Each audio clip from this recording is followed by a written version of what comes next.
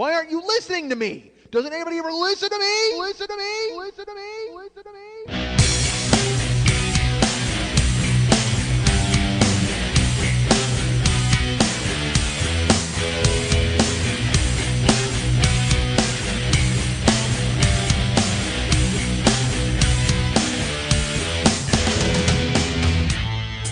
Blame yourselves for this fucking word salad that I just spit all over the goddamn plate.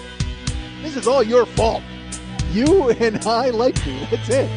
I work under the cover of darkness because I don't need the rest of society to look in my eyes and know that is a bad person.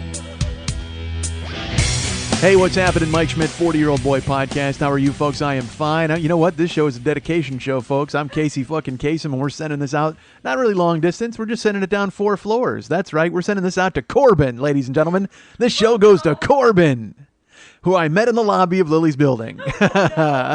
And who might be listening this very moment. Who knows? I don't know. He could be outside right now listening, as a matter of fact. Here's the thing, folks. When I go to a place or a building that's locked and I have a key to that building, I don't like to let people in. I don't like to let them in if they don't have a key. I don't know who the fuck they are. I don't know if they're there to do damage or murder or whatever the fuck. I've seen enough Liam Neeson movies where he's leaping from boat to boat and strangling terrorists that I don't need to fucking let a guy in, honestly. I'm not here to be hoodwinked. I'm not here to be bamboozled. And I'm certainly not here to be an accessory after the fact. So I walk up to the building, and I see a guy lurking on Lily's doorstep here at the oldest building in Hollywood. And he's a young guy, so I know he's not here to buy it. So I'm downstairs and I'm looking at him. And so here's what I do, folks. I'm walking because, again, I have my cooler with me because I bring my cooler everywhere, which is a source of consternation for all. I don't know why people are so upset or ball busting about it, but they are. Everybody has a question about it, which is fine. But again, I guess I understand why, and I'll get to that in a second. But I'm walking up and I've got my cooler, and inside my cooler's got I've got beverages for this record. I've got I've got a pad of paper, and then I've got my earbuds, my tweakedaudio.com/40 earbuds that I bring and I pack with me because usually I sometimes I forget them. Not usually I forget them. Sometimes I forget them, but this time no, right in there, solid wood grain. And so I've got my cooler, and then I've got my keys. And I have my Bluetooth in my ear because I will talk sometimes in the car on the way here to people. To anybody. I just random dial people. I tell them, hey, I'm on the way to do a podcast and I just want to get my voice limbered up. Do you mind talking to me for a couple of minutes? Who is this? That's not important, sir. I mentioned I have a podcast, right? What's a podcast? Exactly, sir. Why don't I go ahead and explain that to you? You know what? That'll get my voice warmed up if I tell you exactly what I've done as a failure in my life. So I'm walking with the Bluetooth and I'm about to take it out because what I do is on the way up to Lily's house, I do a mini striptease, folks. I will take off my watch. I will take my keys. I will take out my Bluetooth. I will take out my phone. I take out my wallet and I put everything in the top floor of the cooler. That's right. It's a duplex, my cooler. Because it's got a little house up on the top there for putting other things that need to be cooled but that don't go into the main body. So as I'm starting this seduction on the street, oh, the hobos love when I take my watch off. Taking the watch off brings all the hobos to the yard, and they're like, that watch is better than mine. And I'm like, damn right, it better be better than yours. I could give it to you, but then I'd need another watch. So I come walking up. Yeah, folks, I'm fucking great. So I see this dude lurking on the fucking doorstep, and I'm like, I don't want to walk up there because then he's going to think that I'm bringing him in. I mean, I never even like to approach it because at my house I have a locked security, situation. A locked security situation. How great is that name for a band? LSS, like on the bass drum. Locked security situation. Fuck, that's awesome. And by the way, speaking of that, I have to say this. The Situation was on TV. And I was like, oh, The Situation, what the fuck? And Karen's watching him on something. And I go, why The Situation? She goes, you're The Situation. I go, I'm not The Situation. She goes, well, his name is Mike. So now whenever I hear Mike, I think of The Situation. I go, good, just stop thinking of me. She goes, no, you're not The Situation. You're the altercation. I was like, yep, I'm the altercation. Why didn't I fucking think of that? That's absolutely perfect. The altercation. God damn it. Made me laugh out loud. All right, so to avoid being the altercation, I don't like being in the altercation, folks. And I should tell you, as I approached the doorway and I saw that guy there, I had a different open of this show that I was going to tell you about until what happened downstairs. But I'll get to that in a second. There was something else that would you know what, my nickname would certainly come into play, but who cares? So stop. You don't think that's funny. Don't even pretend that you think it's funny. That's our friend Lily. She's the producer. And I walk up, and he's there. And so here's what I have to do, folks. You know me. I talk about when I go on auditions how terrible I am at business, how I'm bad at faking things. I'm not good at faking anything. You know what I'm really bad at faking? Conversations. I'm terrible at it. But I see him there, and I don't want to take the 8 steps and then have to fucking let him in. So I stop short. That's right. I go Jerry Stiller, and I stop short right there. That's my move, Kramer. And I stop right there in front of the building, and I then immediately start talking on my Bluetooth to nobody. There's nobody there, but I invent a conversation. And as you all know, if you ever hear me say this, please know that I'm faking a conversation because this is the first thing out of my mouth. Well, I don't know what you guys are going to do, but I literally, that for some reason, that is always the go-to starting point for any fake conversation for me. From 1991, I can remember doing that in a comedy club, the Laugh Stop in Newport Beach. I remember doing that to avoid talking to audience members. Like I would go, I don't know what you're going to do, like faking talking on the phone, one of those gigantic fake car phones.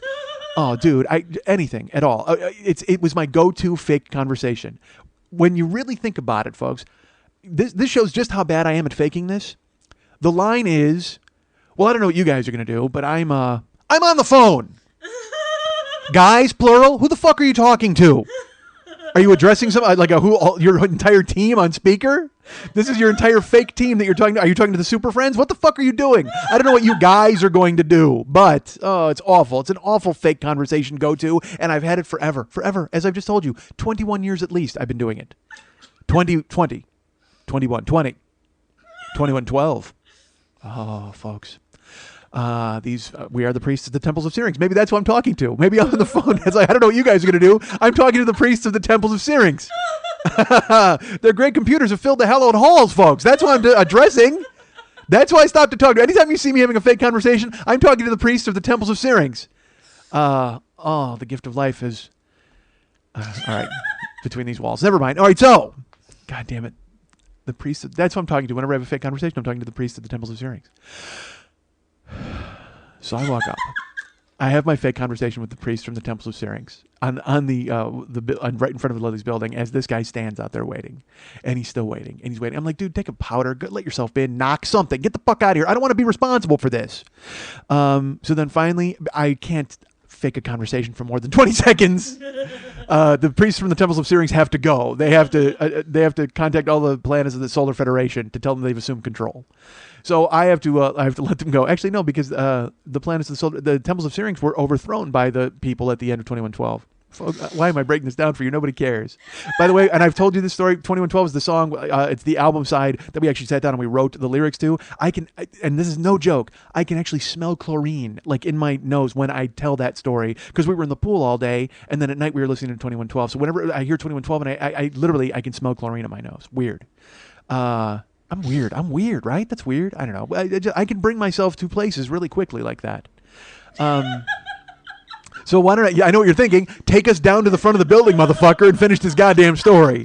I don't blame you. You're like, get out of Rush. Leave Rush behind and get on that train to Bangkok and fucking get where you're going with this story, motherfucker. Seriously, we are tired of waiting. And I don't blame you, folks. So you know what I'm going to do? Here's just for you guys. You know what I'm going to do? I'm going to climb into my red Barchetta and drive to the end of the story. Ha ha, Rush. All right. Anyway. There's a song by Rush called, what if I talked Rush the entire time? Jesus Christ. Well, there's one, literally, if there was, you ever see those maps of all the air traffic in the United States? All right. What if there was a map of all the podcast listeners in the United States? Okay. And then they started my show and you saw like headphones all over the universe. And then you just saw them gradually turning off. Just dimming until finally, as I'm still talking about Rush, there's one dude in Canada who's just like, yeah, Rush talk. Keep it up, baby. I am excited. You know who that person would be? Bytor and the Snow Dog. All right, so poor Lily has no idea who Rush is, and that's fine. I know who Rush is. No, but sub references of Rush. You know who Rush is, but if I start talking about Bytor and the Snow Dog, you're gonna be like, dude, I can't help you. That's not working. Which is fine. I don't blame you.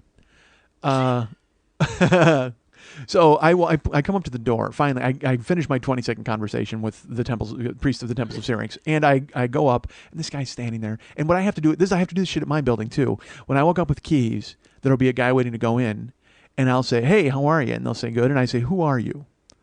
And he's like, oh, I'm somebody. And I'll go, I'm Mike. It's nice to meet you. Where are you going in here?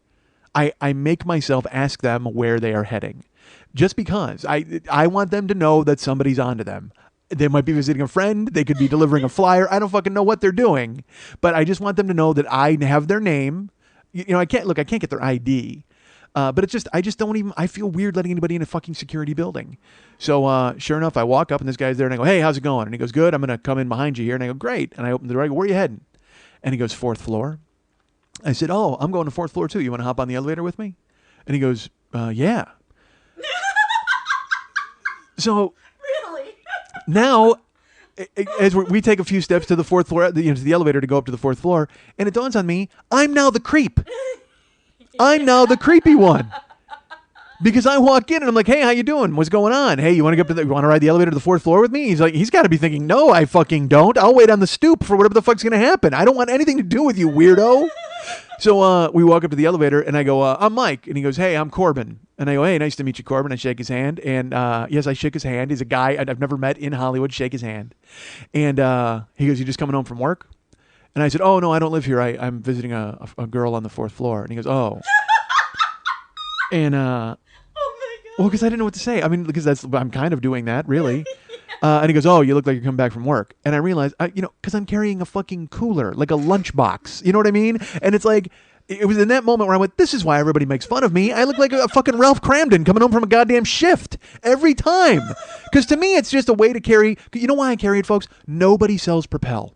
All right, I can't stop. Very few times can I stop in 7-Eleven and just grab a Propel on the run. And it also saves me from having to fucking do that. You know what I mean? I have 70 Propels at my house in the fridge. So I just, you know what? I have a fridge. It's honestly, you ever see the fucking Nothing But a G Thing video where Dr. Dre opens it and there's nothing but 40s from top to bottom and just that fucking dry ice mist comes out? That's at my house. I got a fridge that's stocked with nothing but motherfucking Propel, top to goddamn bottom. So why the fuck should I have to stop and get myself one? So I'll grab 5 for the road and throw them in my goddamn cooler. By the way, 5, ridiculous amount. I don't know who the fuck is drinking, 6 liters of Propel when they're out, but I don't know what am I going to do? Literally, I'm going to drive by and go, hey, look, there's a 5K, park and hop in it.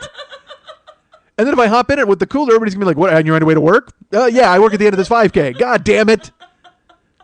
I just like to carry my beverage of choice with me. Because I don't drink soda. Everybody has soda. You go to their house, they're like, hey, you want a soda? I don't. I like water. Oh, well, I'll get you some tap water. Not at your house. No, terrible. I'll drink bottled water. I like Propel, whatever the fuck. I like to carry it with me. So there, stop judging me. Corbin. He's not listening anymore. But so he's like, you going home from work? I go, no, I'm not. And he goes, oh, and he goes, my friend is actually coming down. I said, okay. And he goes, well, what do so you're visiting a girl? And I go, yeah. I go, he goes, what do you do when you're in town? And I go, oh, well, I'm what everybody else is in town, a writer and a comedian person. He's like, oh, well, that's rad. I said, yes, it is rad, Corbin. And he said, I said, I'm actually going upstairs to record my podcast. And he goes, oh, cool. And there's a beat. And I go, do you know what a podcast is, Corbin? And he goes, yeah, podcast. Like he just, and I go, they're available on iTunes. They're like little kind of individual radio shows that you can listen to. And he goes, oh, yeah. And I go, okay. I just want to make sure you know, because I am so tired of people asking me what I do. And I said, I do a podcast. And everybody's like, I don't know what the fuck that means. Literally, it sounds like I do a radio show about peas. So I have to explain the entire concept of the internet to somebody to explain why I've careened into this corner of my life, why I'm a failure. Literally, if you have to take more than 3 minutes to explain to someone what you fucking do and you're not a nuclear biologist or a fucking meteorologist or a goddamn any other ologist, seriously, because that's, you know what I am? I'm a fucking wordologist. That's it. I'm a yakologist. That's all I do. I talk and fucking talk.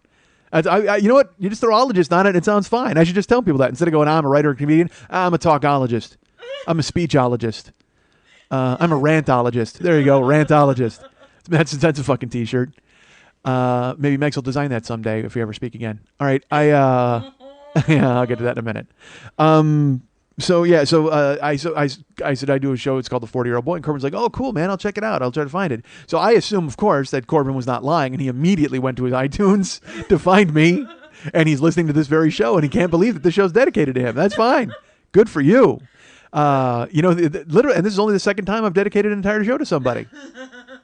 And I can tell you right now that Cody has never been the same. Cody, he has no idea the show was dedicated to him once. Because Cody, he just, you know what? He just wanted some goddamn Depeche Mode. Folks, by year 2, it was really funny. Before I started talking about Corbin for 9 hours. And Rush. Yeah, that was Cody. It was Cody and Depeche Mode. Why do I assign an 80s band to every fucking guy that I ever... Whenever I dedicate a show to somebody, it's to them and a certain band. Fuck. All right. So then Corbin's friend comes down in the elevator, and we open it up, and he's walking around in socks, because why wouldn't you in the filthiest building in Hollywood? Jesus Christ. What? Put on a shoe. Put on a goddamn shoe. A flip-flop, a croc. Who the fuck cares? Anything to protect your feet from the unbelievably disgusting hallways that have been trod upon by every junkies from the 20s. Oh, man, this is awful. Back when guys were doing Dilaudid. You know what I mean? Like, they weren't even... Heroin didn't even have a name back then. It was like, you know, the she-devil that can't be named. That's what they were doing. You know, they were calling it, you know, laughing powder or whatever the fuck. Anything, some other crazy name that has completely been lost into the ether but still exists in these hallways in the mouths of ghosts of all the boys that you sent away. They haunt these dusty hallways in the skeleton frames of burned out Chevrolets. That's right. That's not Rush. Everybody at home right now just went, wait, that's not Rush. What Rush song is that? It's a different car song. Word Barchetta was Rush's car song, and this is a different guy. I'll go ahead and figure it out. And let me tell you, the 15th caller who calls me and tells me who it was wins. Right now, hold on. Is that the phone? I didn't see. They're lighting up. We got a Christmas tree here, folks. I'll get to it in an hour or so. I'll start answering questions in an hour or so. I'll pick up. I'll start answering these lines. Just hold on. Hold tight. Because you're going to win. So then Corbin's buddy. And Corbin's buddy lives on the 4th floor. So maybe you've seen Socks McGee trotting around in these filthy hallways. You nod. You've seen him? Yes. You know who he is? I believe I do. Oh, all right. Well, if he winds up dead, call the police and go, it was Corbin, and hang up. Because they seemed to be friends at the time. When he walked out, he seemed to know him. But so then he comes out of the fucking elevator, and all right, Corbin, nice to see you. And he goes, hey, have fun. And I guess I will. So as the door is closing, I hear him say, he tells his friend, he goes, that guy's a writer. Door closes, clong. And he's probably thinking, yeah, he wrote a chapter about being a podcaster on the 4th floor of this building. Literally, the only reason a writer would show up here would be to get inspiration for a horror story. Or to go on a roof and film himself watching a guy jog. I love the fact that we have those YouTube videos out there, and that we used to do. If you're new to the show, folks. First of all, continue holding. I will get to that. I promise. I will grab the 15th caller. Will win. But if you're new to the show, we used to do YouTube videos every week, which just consisted of this, literally me talking, but you could see my head. Sometimes we got creative and fun. One time you could see Lily, you could hear Lily's rack bouncing, and you could hear her bells going off. And one time I had her in a chokehold. That was fun. And then one time I had a little dog that barked. It was fun. We had a good time doing it. But the thing is, we stopped doing it because nobody cared. Like literally the first week, I think like 500 people watched it. It was awesome. And then the next week, 4 people watched it. Like it was quite a drop off. It was really grim. Like honestly, you know how bad it was? YouTube canceled us. That's how bad of a drop off it was. We were the first YouTube clip of the new season to be canceled. I was like, what? We continued to do them and upload them, but YouTube ceased all promotion and didn't fund us any longer. It was all, it was a Fugazi effort at that point. It was just all DIY. We did it ourselves. They took away our crew. They took away all of our funding.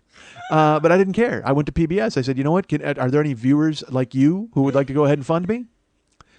I watch PBS. I watch it all. I watch cooking shows on PBS. Because look, I watch cooking shows on the Cooking Network, which is great.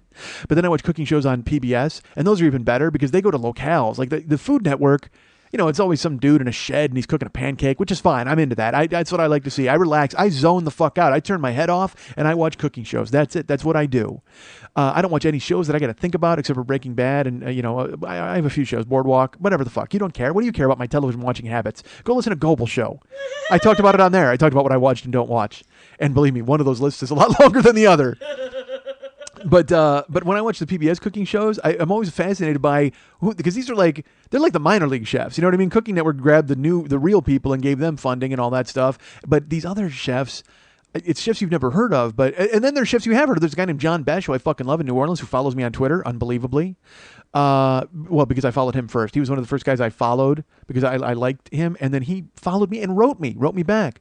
And he's like, hey, man, thanks for following me. We do a lot of fun stuff. And I'll definitely check out your show. Like unsolicited, Chef John Besh. That was it. That's the last I ever heard of him or from him.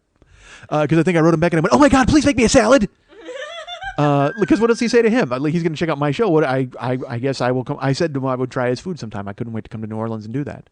And then that was it. That was the end of our conversation. It's open ended. I'm sure we'll get back to one another eventually. It's only been a year and a half since we spoke. Stupid. All right, so I wound up. Wait, I got lost. What was I talking about? He was a writer. You were a writer. Oh, I was a writer. I said to him that I was a writer, and then I was upstairs and there were ghosts. What the fuck? But there was some. I went somewhere. I was about to talk about something else, right? Wasn't I? I have no Son of a bitch. See what you folks did with all your fucking lighting up the Christmas trees. I got distracted by the phone lines as you all tried to win. You watch NPR. I watched those chefs on PBS. Yeah. You watch NPR. You watch I watch NPR. I do. I turn the radio on and just stare at it as they talk in hushed tones about fucking Libya or some other place that I don't care about in the least. No, so I watch those shows and it's always those second rate, not second rate. They're good chefs, but it's just they're not on the cooking networks. They're not as famous as the others. But their shows are always a travelogue. Like they go to an olive oil patch and they show them how they make olive oil, and then they wind up cooking with that very olive oil later in the show. And I wonder how they pitch PBS on those shows. Like, I could do that. Why can't I travel around? Like Siegel used to do it when he would go to people's houses and look at their living rooms and pretend that he cared about how much their houses cost. You know what I mean? It's like, how the fuck can't I get hired for that? I can well, actually, you know what?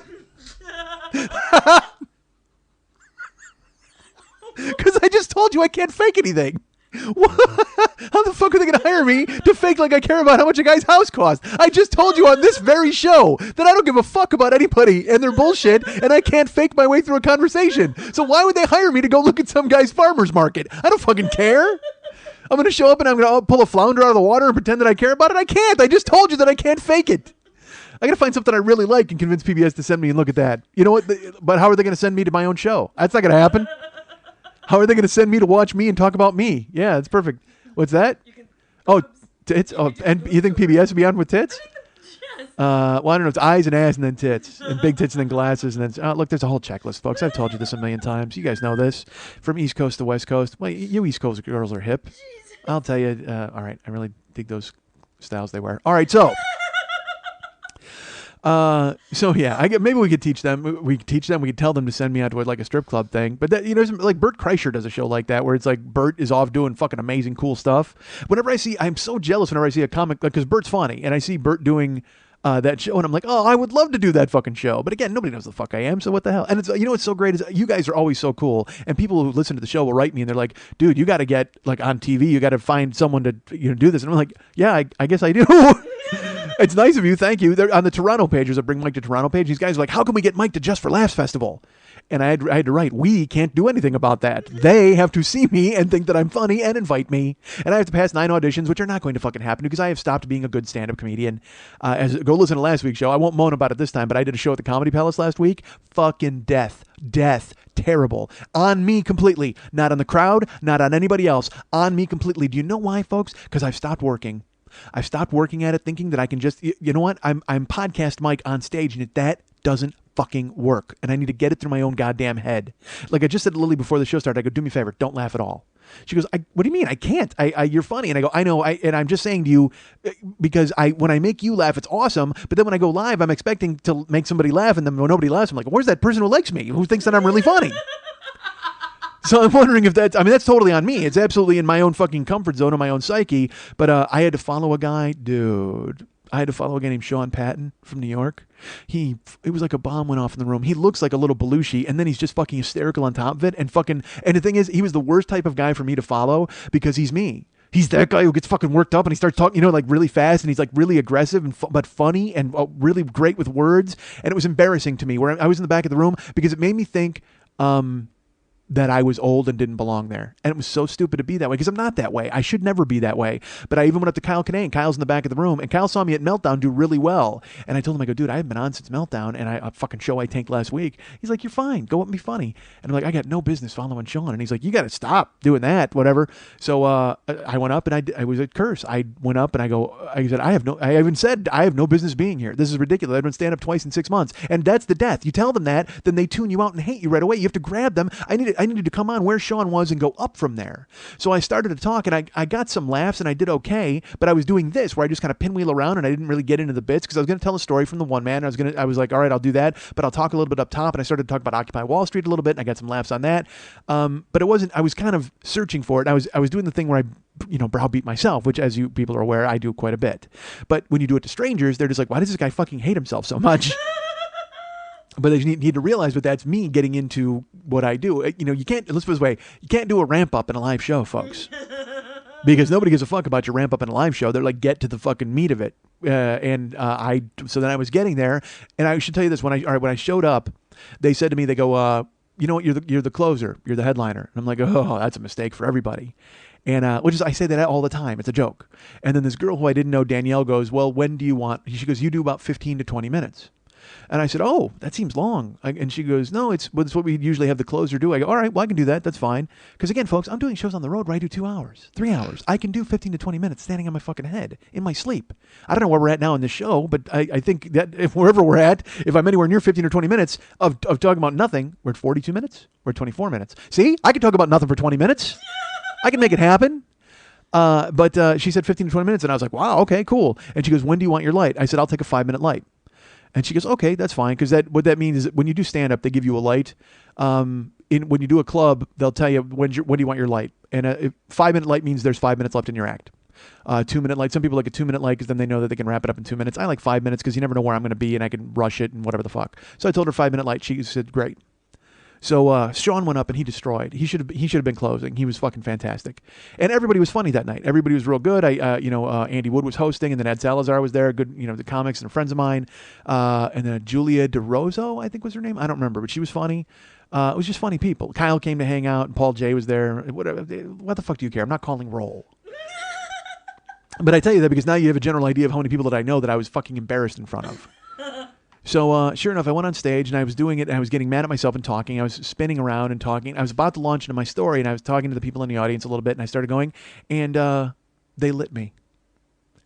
She lit me. Like, I don't know how long I'd been on stage, but it was like, really, she sent me the light and I'm like, I look at her and I go, really? And she nodded and I go, you know what's funny, folks? Because I was in the middle of talking about how I don't do stand-up anymore. And I even looked at them and I go, folks, you know how bad this was? They told me I was doing 15 to 20 minutes tonight and they just lit me. That's how bad they want me off stage. Seriously. I go, all right, well, fine. Good night. And I walked off. I didn't even do the final 5 minutes or whatever the fuck, you know what I mean? And because I couldn't believe they were yanking me early, quite frankly. And I was embarrassed. I was mad at myself. It had nothing to do with them. I was angry at myself for thinking that I could just be good. You can't do that in fucking stand-up. It's just like, if you paint, you gotta paint. If you fucking write, you gotta write. If you do stand-up, you need to fucking do stand-up. You can't just show up and talk and think that you're this fucking bon vivant raconteur and everybody's gonna fall in line with you. I'm not famous enough to pull that shit off yet. So I was furious at myself. So I went, all right, well, I guess I'm done. Cool, good night. And everybody's like, and it was funny, people went, no, like comics and stuff. And I go, no, it's good, it's cool. And I walked off and Danielle was the girl. And she comes up to me. She's like, "Oh my God, why did you get off stage?" I go, "Because you lit me. I told you 5-minute light." She goes, "Yeah, I thought you wanted a light after 5 minutes." And I go, "No, in a club, if you say when's your light, it means with 5 minutes left in the set." And she's new. She doesn't work clubs. She works her room. She knows her room. And she goes, "I thought what you meant was you wanted a light after 5 minutes to just kind of let you know where you were at." And she goes, "Andy, you said you were really nervous about doing that, 20 minutes. And I go, "I wasn't nervous. I was joking with you. I don't, and she's like, and she fell over apologizing. She's like, I'm so sorry. And I go, "It has nothing to do with you. It's me. It's completely me. You did nothing wrong." I go, "It's a misunderstanding. It's cool." And I go in the back and I'm talking to Kyle Kinane and he's like, "Dude," and I go, "I know, dude, fucking horrible." I go, it was like, I'm following Sean. And he's like, "Yeah, but you're just funny. Just be funny. You remember how to be funny?" And I go, "I don't know if I do, man. That's the problem." And he goes, "Well, I'll tell you what, if you're looking for sympathy from me, you're not going to get it." And rightfully fucking so. I said, "I'm not looking for sympathy. I'm looking for you to agree with me. That's all I care about." And he goes, "Dude, I did a tour through Texas with Sean and I had to follow him every night. And I know exactly what you're feeling right fucking now. Because I would sit there in the wings and watch him on stage and go, how the fuck am I going to do this?" And then he went up and he did it because he's fucking Kyle Kinane with a Comedy Central special and fucking funny. All right? I'm not that anymore. And I saw Sean and I said, "Man," I had no business being on that stage because it was embarrassing to me to go up and did what I did to to have done what I did in front of them was embarrassing because Sean was nice when I first met him. He's like, I heard of you. I heard you're funny. And Kyle knows I'm funny. People think I'm funny. And then sure, to fucking tank it like that and then to be a petulant baby and walk the fuck off stage when I could have just said, because if I was in a better headspace, I would have said, are you lighting me really? And she would have said, well, you said a 5-minute light. And I could have had fun with that. I could have said, no, 5 minutes left. Folks, this is what happens when you don't do stand-up anymore. I would have made it funny. You know what I mean? But instead, I was so in my own head about being old and not relevant and having to follow Sean. And so I fucking stomped off like a fucking baby because that's what I do, folks. And I'm trying to stop doing that. I'm trying to stop being that guy. And I thought I had stopped. But this whole week it's been fucking misfire after misfire. I don't know if there's a painting right now. If you look at the iTunes, I don't know if there's going to be a painting because I haven't talked to Max since last week. And I'm sure if he still listens or if he's listening now, he's not going to be happy with me talking about this, but it's not on him at all. Again, not his fault at all. I called him last week after the show and I wanted to get a painting done. So I started telling him about, we were trying to figure out which angle to go with. Was it going to be about me bombing miserably at the M Bar or was it going to be about the waxing pole, which I will get to. And he's like, what are you talking about? And I started telling him about the waxing thing and about the choice between a man or a woman. And he started busting my balls. He's like making fun of me. He's like, come on, dude, seriously? And I go, yeah. I go, I threw it out to people. I'm going to let them vote and see where to go. And he goes, well, you know what they're going to vote. I go, I don't know. I go, honestly, we'll see. And then I go, I'll get a show out of it and it'll be fine. And he's like, God damn it, dude. And he's been my friend for 30 years. So he started busting my balls on it. He's making fun of me. But in a funny way, in a funny way that he and I do all the fucking time. All right. But I had just finished the show. So I was in a weird headspace where I didn't think the show was funny or I wasn't sure if the show, because I do it every week. When I leave this apartment and I walk out and I see Corbin in the hallway and say hello to him just before I walk out and I see Corbin and his friend with floppy cock socks, whatever the fuck he's got on, I look at Lily and I hug her and I say, make it funny. Just do me a favor, make it as funny as you can. Take out all the bullshit and make it funny. And she just nods and smirks at me because she's like, whatever. Because she's, literally, she's not going to take anything out. She's going to, I don't know what I'm expecting her to fucking take out other than the first 35 minutes of this nonsense. So yeah, go ahead, do me a favor, whack all this. None of this matters. Hey, how you doing, folks? Mike Schmidt, 40-Year-Old Boy Podcast. Hey, how you doing, folks? It's not even the opening of the show. I don't remember the opening of my own fucking show. So, sure enough, before I leave and Corbin and I walk out and have a beer, I say to her, make it funny. So I had not gotten to that yet. I had just finished the show and I'm talking to Max and he's busting my balls and he's just, not even hard, like just being silly and teasing me. And because whenever I talk about sex or anything weird like that, he always goes, well, I'm not listening to that, folks. Just tell me. He goes, folks? He never says folks. Max never calls me folks. He goes, well, I'm not listening to that, dude. He goes, tell me where it is and tell me when it ends so I can just stop listening. All right. I'll jump back in at the end. Well, he said that to me that day, being silly, as I told him about the waxing, and I, because I'm a fucking child, took him seriously. A guy I've known 30 years, a guy who's, literally on the team. Like, I don't have this show is not anywhere near the show it is without him and his involvement and Lily and her involvement.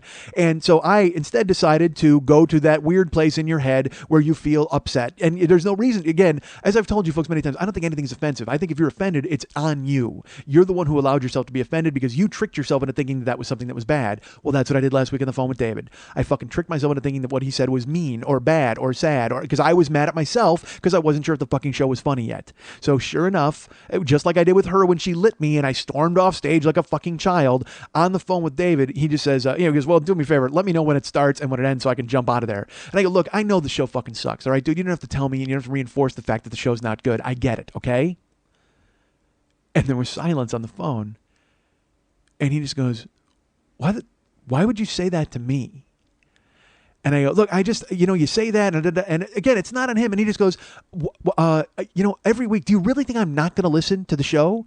And then he proceeded to, he was mad. It wasn't even like he was, because again, it's not his job to fucking mollycoddle me. You know what I mean? No, it's nobody's job. Because that's the thing is I fly off the handle and then I expect people to just go, listen to me when I go, look, I'm sorry, that's me. I'm crazy. Well, I start telling him that and he just goes, dude, don't fucking do that to me. And he's right. He's right. Why the fuck would I do that to a guy I've known 30 years, a guy who is giving of his time every fucking week, not only to do the painting for this, but to do the fucking individual stuff for the Kickstarter page, to draw the fucking tweakedaudio.com logo on my fucking, to draw my website, to do everything for free, basically. I mean, I pay them whatever I can out of whatever donations come and stuff like that, and I try to do the best that I can for those guys, but I'm ashamed that I can't pay them every week and pay he and Lily what they're worth, for God's sakes.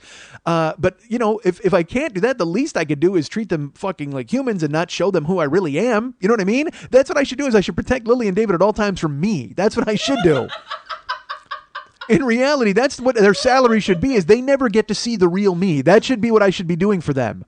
It should be right in the contract. You can pay us whatever you can with money, but mainly your entire job, our entire salary, is that you stop being you around us. You make sure whoever you are doesn't ever really bleed into our interaction. So I was mortified. Like within seconds, again, as you know, folks, I go away. I've told you this, where I'll say something stupid or I'll do something dumb or I'll hit somebody, and then I'm because I'm not there, and then I come back and I'm fucking mortified by it. So I unreservedly apologized to Mex on the phone. I'm like, look, dude, I'm real sorry. And he honestly was, and rightfully so, he was angry the whole time. Like I was apologizing. I expected it, you know, because it can't just be water under the bridge. You know what I mean? It's like in his mind, that's a huge transgression. I've known him over 30 years. And I'm fucking dropping that shit in his lap. He doesn't need to fucking hear my baggage. He doesn't need to be on the other end of it, because he's the one who hears me talking about everybody else getting treated like that. And now he's going to get treated just like everybody else when he's inner circle. He's the last member that I have. He's the last emperor. He's you know, Christian Bale in Empire in the Sun walking alone along the beach. That's it. He's it for me. And then I dropped that shit on him, and I wouldn't have blamed him if he was like, fuck you, dude, and hung up. I mean, literally, he should have. But instead, it was incredibly awkward for 5 minutes, as I just could not stop apologizing and tried to apologize as much as I could and told him, look, this is on me, not on you. And the apology I've given so many times before, and maybe even to him at some point. I don't know. It's just I'm real tired of being tired of who I am, but I have no choice, because unfortunately that guy shows up and then I have to go ahead and do fucking damage control. You know what? You ever see in the circus, they always talk about the worst job in the circus is the guy who sweeps up behind the elephants. I'm both of those people. I'm the elephant, and I'm the guy who has to sweep up behind the motherfucking elephant. Literally, I'm an elephant. I'll stomp around and do whatever the fuck I want and do everything is fine, and then I'll just dump a load of shit, and then I got to hurry up and clean it up before anybody else sees it. That's who I am. So, David was great, and he did the painting that he did last week, which is awesome, and I have not spoken to him since. And that's not on him. That's on me, because I'm embarrassed. I'm too embarrassed to call him. Because I honestly, when I left Wednesday night and went home, and I was sick to my stomach all night, and wanted to end everything. It's not, and I'm not even joking. I was like, well, fuck, I should just tell David he doesn't have to do any more drawings, and he doesn't have to do any more paintings for me, and then that'll wipe out Kickstarter. I'll just take Kickstarter down. I mean, that's where my head goes. I'm not, you know, I'm giving you a peek into who I am. I do it every week anyway, but I was ready to burn the whole fucking thing down, because I had offended my friend of 30 years. And again, not on him, completely on me. And I was mad that I'd let my guard down and been that fucking guy with somebody who doesn't deserve it. So I was ready to torch the entire fucking enterprise. I almost told Lily, look, because I didn't feel right about using Dave's painting last week after what had happened. So I was going to tell Lily, look, we're going to go without a painting this week, and then I'm just going to come in and I'll do one last show where I explain why I'm never doing any other shows again. Like I was that fucking twisted up about it. And that has carried over into a week of not talking to David, because I'm embarrassed, because normally we talk every day, because we're plotting Milwaukee. We've got to plot. We're still trying to figure out that T-shirt. I keep him abreast on what the T-shirts are looking like in other cities and Kickstarter. And you know, he's very involved in the Kickstarter, because he has to create things for the people as a reward. And normally we talk every day about that. And then we'll also then go on Facebook and make fun of people, which is fine.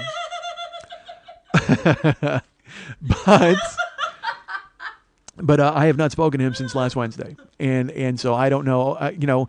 And again, I'm making a big deal out of this. It's not to him. He's just waiting for me to call. You know what I mean? As it is with all of you, you've done this where you have a crazy thing happen, and in your head, it's the largest thing that's ever happened in the world, and then you realize that your friend, my buddy's got a wife and kids, and he coaches football, and he has a real job, and the fuck, he doesn't have time for this bullshit. This is my rabbit in my pocket, and I just pet it until it's dead. That's you guys know that about me. I've told you this. I will strangle the life out of fucking anything, and this is all I have right now. This is a podcast. Ask Corbin. He knows. He asked me downstairs.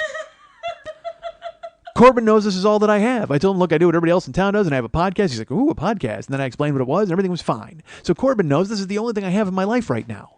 And that's why I was willing to fucking tear it down last week. And that was even before Thursday. That was even before I went up Thursday and fucking ate it. Jesus Christ. Oh, it was horrible. Horrible. Horrible, folks. So I don't want to be that fucking guy anymore. But yet I stop. I stop for long stretches. I'm not that guy for the longest time. And then he fucking shows up again. Today. All right, here's what I did today, folks. This was going to be the open of the show until I ran into Corbin and his snide remarks. There were no snide remarks. Corbin liked me. He enjoyed me. He said, ooh, that guy's a writer, as the elevator door closed.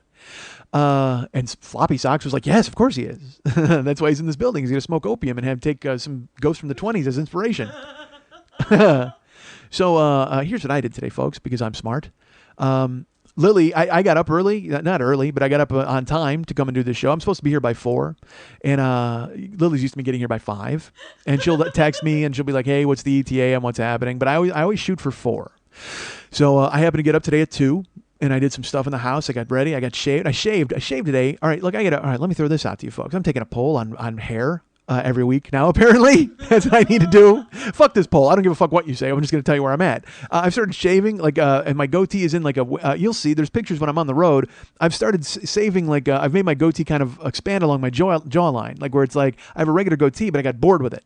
So then it started to grow out. When I grew it, I tried to grow a beard, and then I started to shave it, and I was like, you know what, fuck it. I'll leave like stripes, along with the goatee, and I can't decide if it looks good or not. All right. I think it looks really good, but I also can't decide. Well, Lily, you think it looks good? All right. Yeah, you like it too. And other people have said so too. I had dinner with somebody on Friday and she said she liked it, but you never know if they're lying or not. You know what I mean? I'll get into that in a second. Last week was not good. Wednesday, Thursday, Friday was not good. It was a bad 3 days in a row for me and my fucking psyche. All right. I'll get to Friday in a second. You've already heard about Wednesday and Thursday. I'll get to Friday in a minute. So I shaved today and I shaved these lines. I don't know. There's a thin line between like debonair and douchebag. That's the thing. Is like, I don't know. I think it looks really good and I like it. But at the same time, part of me thinks I look like the guy from Color Me Bad. You know what I mean? I don't want to be that dude. Even though I am all for love. I mean, there's no doubt about that, folks. That can't be denied. So who knows? But I like it. So I shaved today. And I got ready, and I guess I had to get up early to shave in this fucking. You know what I have? I have a spirograph. I actually put a stencil on my face, and I shave along with the stencil. No, I don't. Dumb. Wait till you see the stencil I use for the waxing. Oh my god, I'm gonna have a heart stencil. I'm gonna leave like a heart down there or something. Actually, what can I? Let's think of a design. No design. All right, so I'll get to that. Sign. A dollar sign? Oh, sure. Yeah. Dollar bills, y'all. All right. So, sorry, I got to breathe. I don't think I breathe. That's the first breath of the day. Or second death. Second death. It's the second death of the day. Yeah. So I woke up. I was on time. I was ready. I was rolling. I got dressed. And Lily sent me a text. And I go, look, I'll be there no later than 4:10. I'm in the car because I had errands to run. I had to go to the bank and I had to get gas. So, I stopped because I had a payroll check from Graveyardville. So what I got to do with that is go to the bank. So I go to the bank, and maybe I stop giving why am I doing that? Why I can't stop saying go to the bank. All right. So because I don't want to tip the story. There's an end to this. Whatever the fuck, you don't care. So I get out of the car. I text Lily. I go, hey man, no later than 10 after 4. I'm in the car. So I go to Citibank and I get in line, and there's a huge line at Citibank.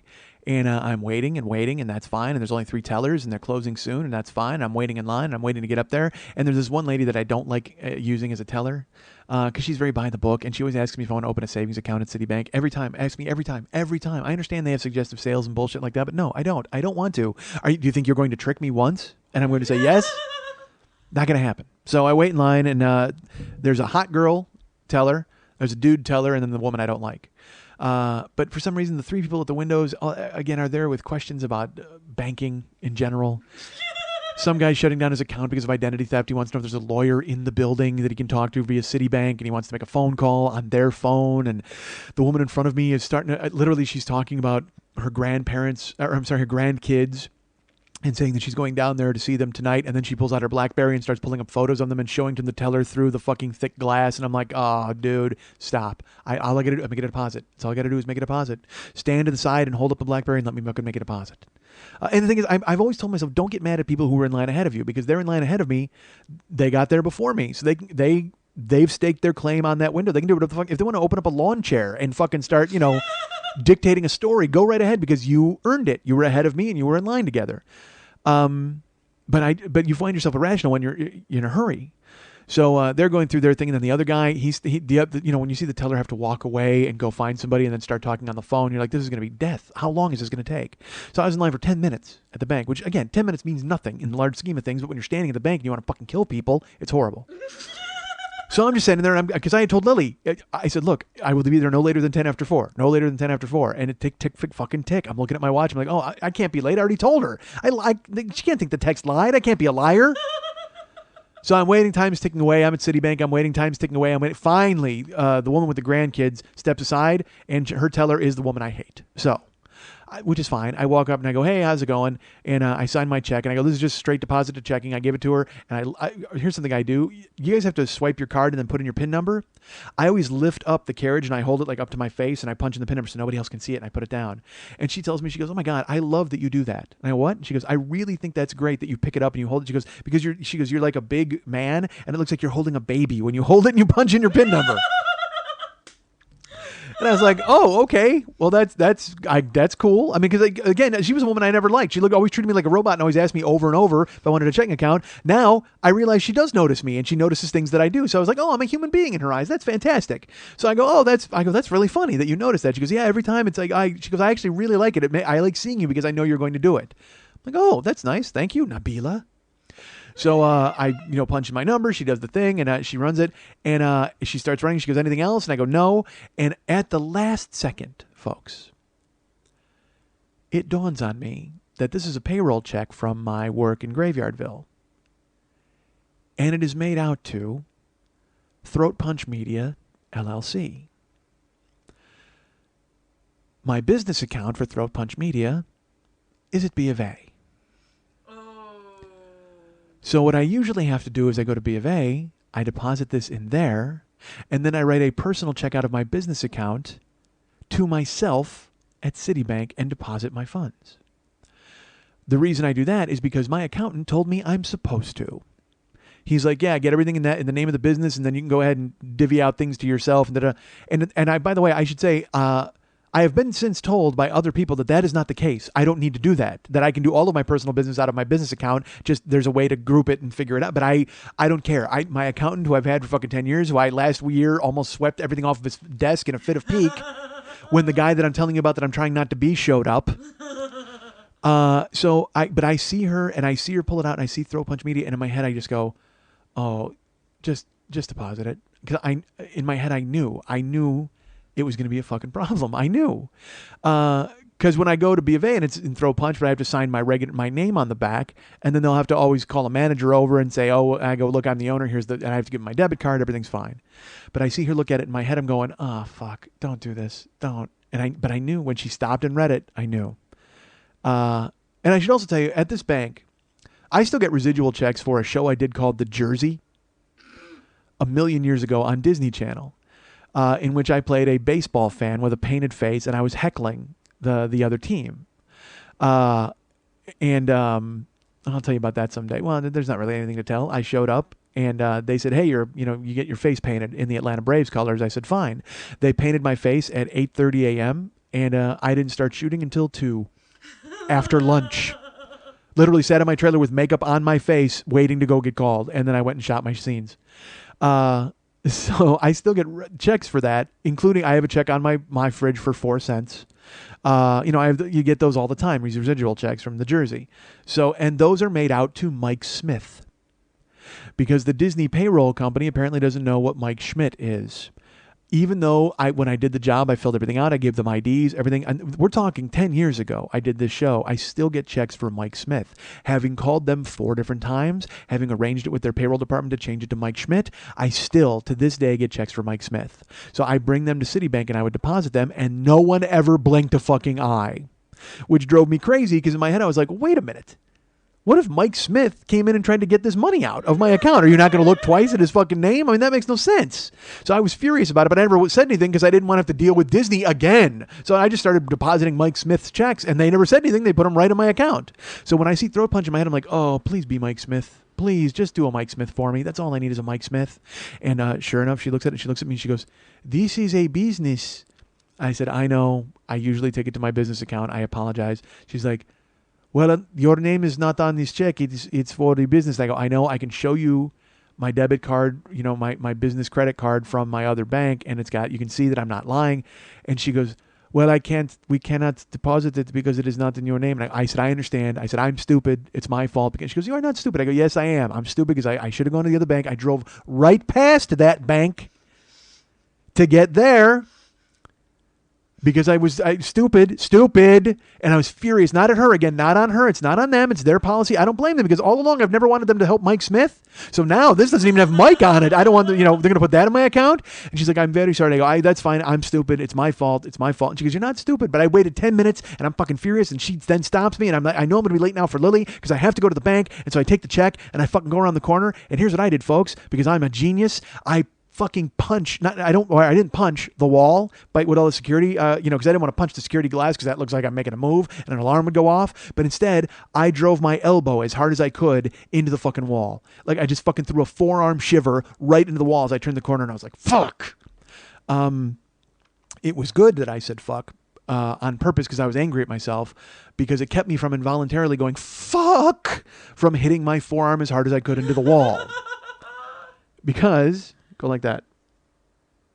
Oh, nice. Yeah, I have an egg on my forearm, folks. That's it's big. It's noticeable. You could actually take a picture of it if you wanted. I'm letting Lily rub it now. Yeah, rub. It's the size of like a silver dollar or bigger, actually. Yep, and it's a huge lump. I have a huge lump on my forearm, folks. But I had to maintain cool. Of course, I had to look tough on my way out of the bank because that's what it's all about: is looking tough to people in the bank because you're stupid. And but that's the guy I've been trying to hide. I don't want that guy. I don't want to punch things or hit things anymore. But I was so mad at myself and furious and frustrated because now I knew I had to go back. Because now I have to go to the other bank.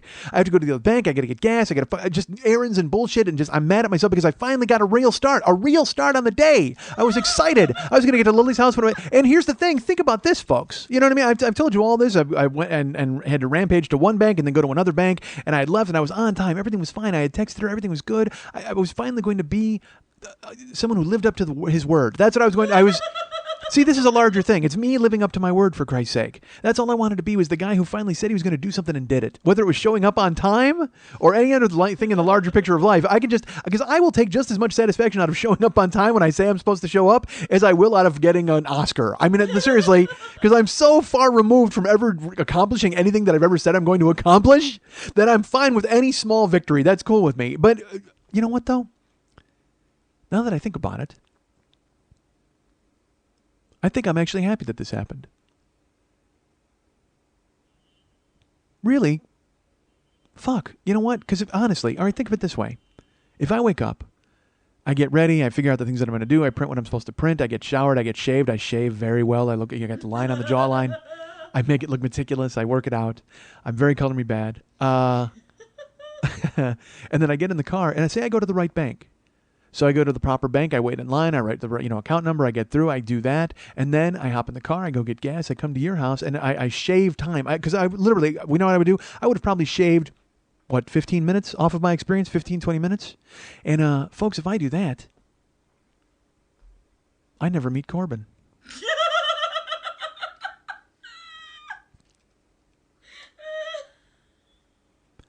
And that's not a sacrifice I'm prepared to make. Anything for a listener, folks. One more listener. I've got one more listener, and his name is Corbin. And it was all worth it. 10 minutes in line, furious at an old lady, pictures of grandkids, guy trying to call a lawyer on the fucking company phone, forearm shiver, silver dollar egg, had to be of A, fucking stand in the line for that, go to get gas, doubling back through here.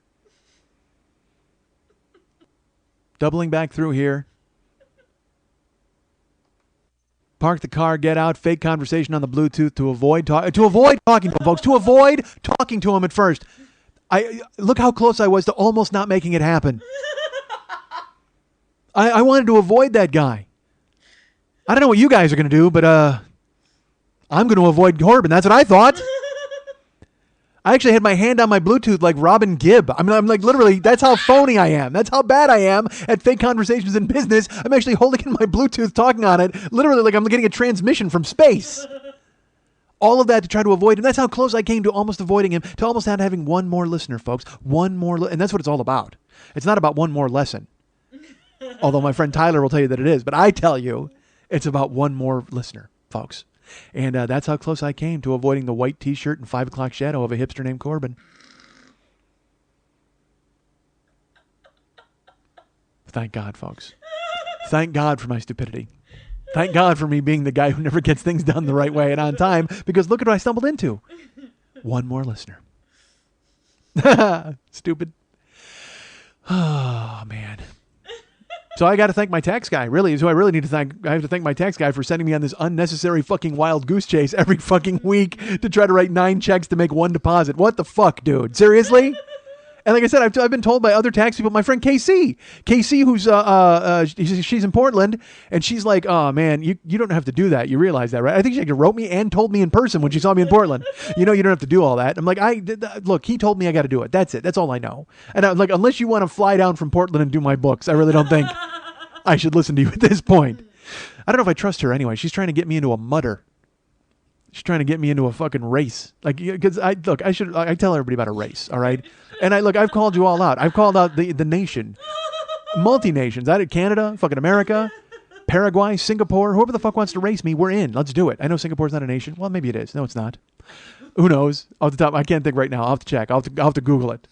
But people want to race me. Everybody wants to fucking, all these lithe-bodied listeners want to have a piece of me. You know who's not going to do that? Corbin. He's just listening. That's all he wants to do. Although I will race Corbin's friend. Fuck yeah, I'll race Corbin's friend. You and your fucking socks. You think you're going to Zola Bud me? Not going to happen. You're losing that goddamn race, pal. All right. So KC, she wrote me a tweet and she's like, hey, because she's an extreme athlete. And she's married with kids, but yet every weekend she's face first in the mud, which is just, I mean, good for you. I'm sure the kids are like, well, you know what? If you're that person, by the way, how can you ever tell your kids to not be dirty when they come in for dinner? Her Facebook photo is her covered head to toe in fucking 5 inches of mud from head to goddamn toe. Like she dove into the La Brea tar pits to find a fossil. And yet her kids will be out playing and they come in with like dirty hands and she's like, wash them before you eat your soup. I don't know if they're eating soup. Who knows? Maybe they stopped at Planet Broth for dinner. Maybe she stopped at Planet Broth to bring home soup for the family. Why wouldn't she? I would. It's open from fucking morning, noon, and night. Grab some soup, grab some morning soup, some late soup. And no, I don't think soup is breakfast soup is cereal. Lily ran into a listener. Get this, folks. Get this. Remember where I am. I'm at KC in the Mutter in Portland. But first, I went to the Monday Night Teas this week. Monday? I went to the Monday Night Teas. I'm Inspector Clouseau. Yeah, exactly. Yeah, I went to the Monday Night Teas. Does your dog bite? So I go to the Monday Night Teas, and because I just wanted to go for no reason. Just wanted to hang out. Yeah, I was there. It was fine. And because I heard it was a 60s show, and I'm like, well, maybe there'll be some sort of stuff about history. Because I like history. You know that, folks. So, and I guess there was a listener of this show at that show and who approached Lily afterwards. And first of all, this person is very talented because I guess during the show, she sketched all of the dancers and she sketched Lily. She sketched everybody throughout the entire show. And she approached Lily afterwards and mentioned that she was a fan of the 40-year-old boy and had seen me, but didn't want to approach me. Didn't want to come up and talk to me. And I'm like, well, I guess that, and after this show, I can't blame her. I mean, literally, I'm punching walls and fucking screwing up, storming off like a child, offending everybody. But yeah, so I was like, oh man, and of course, stupid me. I'm like, oh, I don't know who this person. She's because I guess this woman has met me before. She mentioned, oh, so get this, and she sketches everybody. She sketched everyone, and she gave everyone their sketch, and she didn't give Lily her sketch of herself. Like, yeah, I guess she's gonna keep the sketch of Lily for some reason. I don't know what for. Really? She's gonna run off a patch to you? Sure.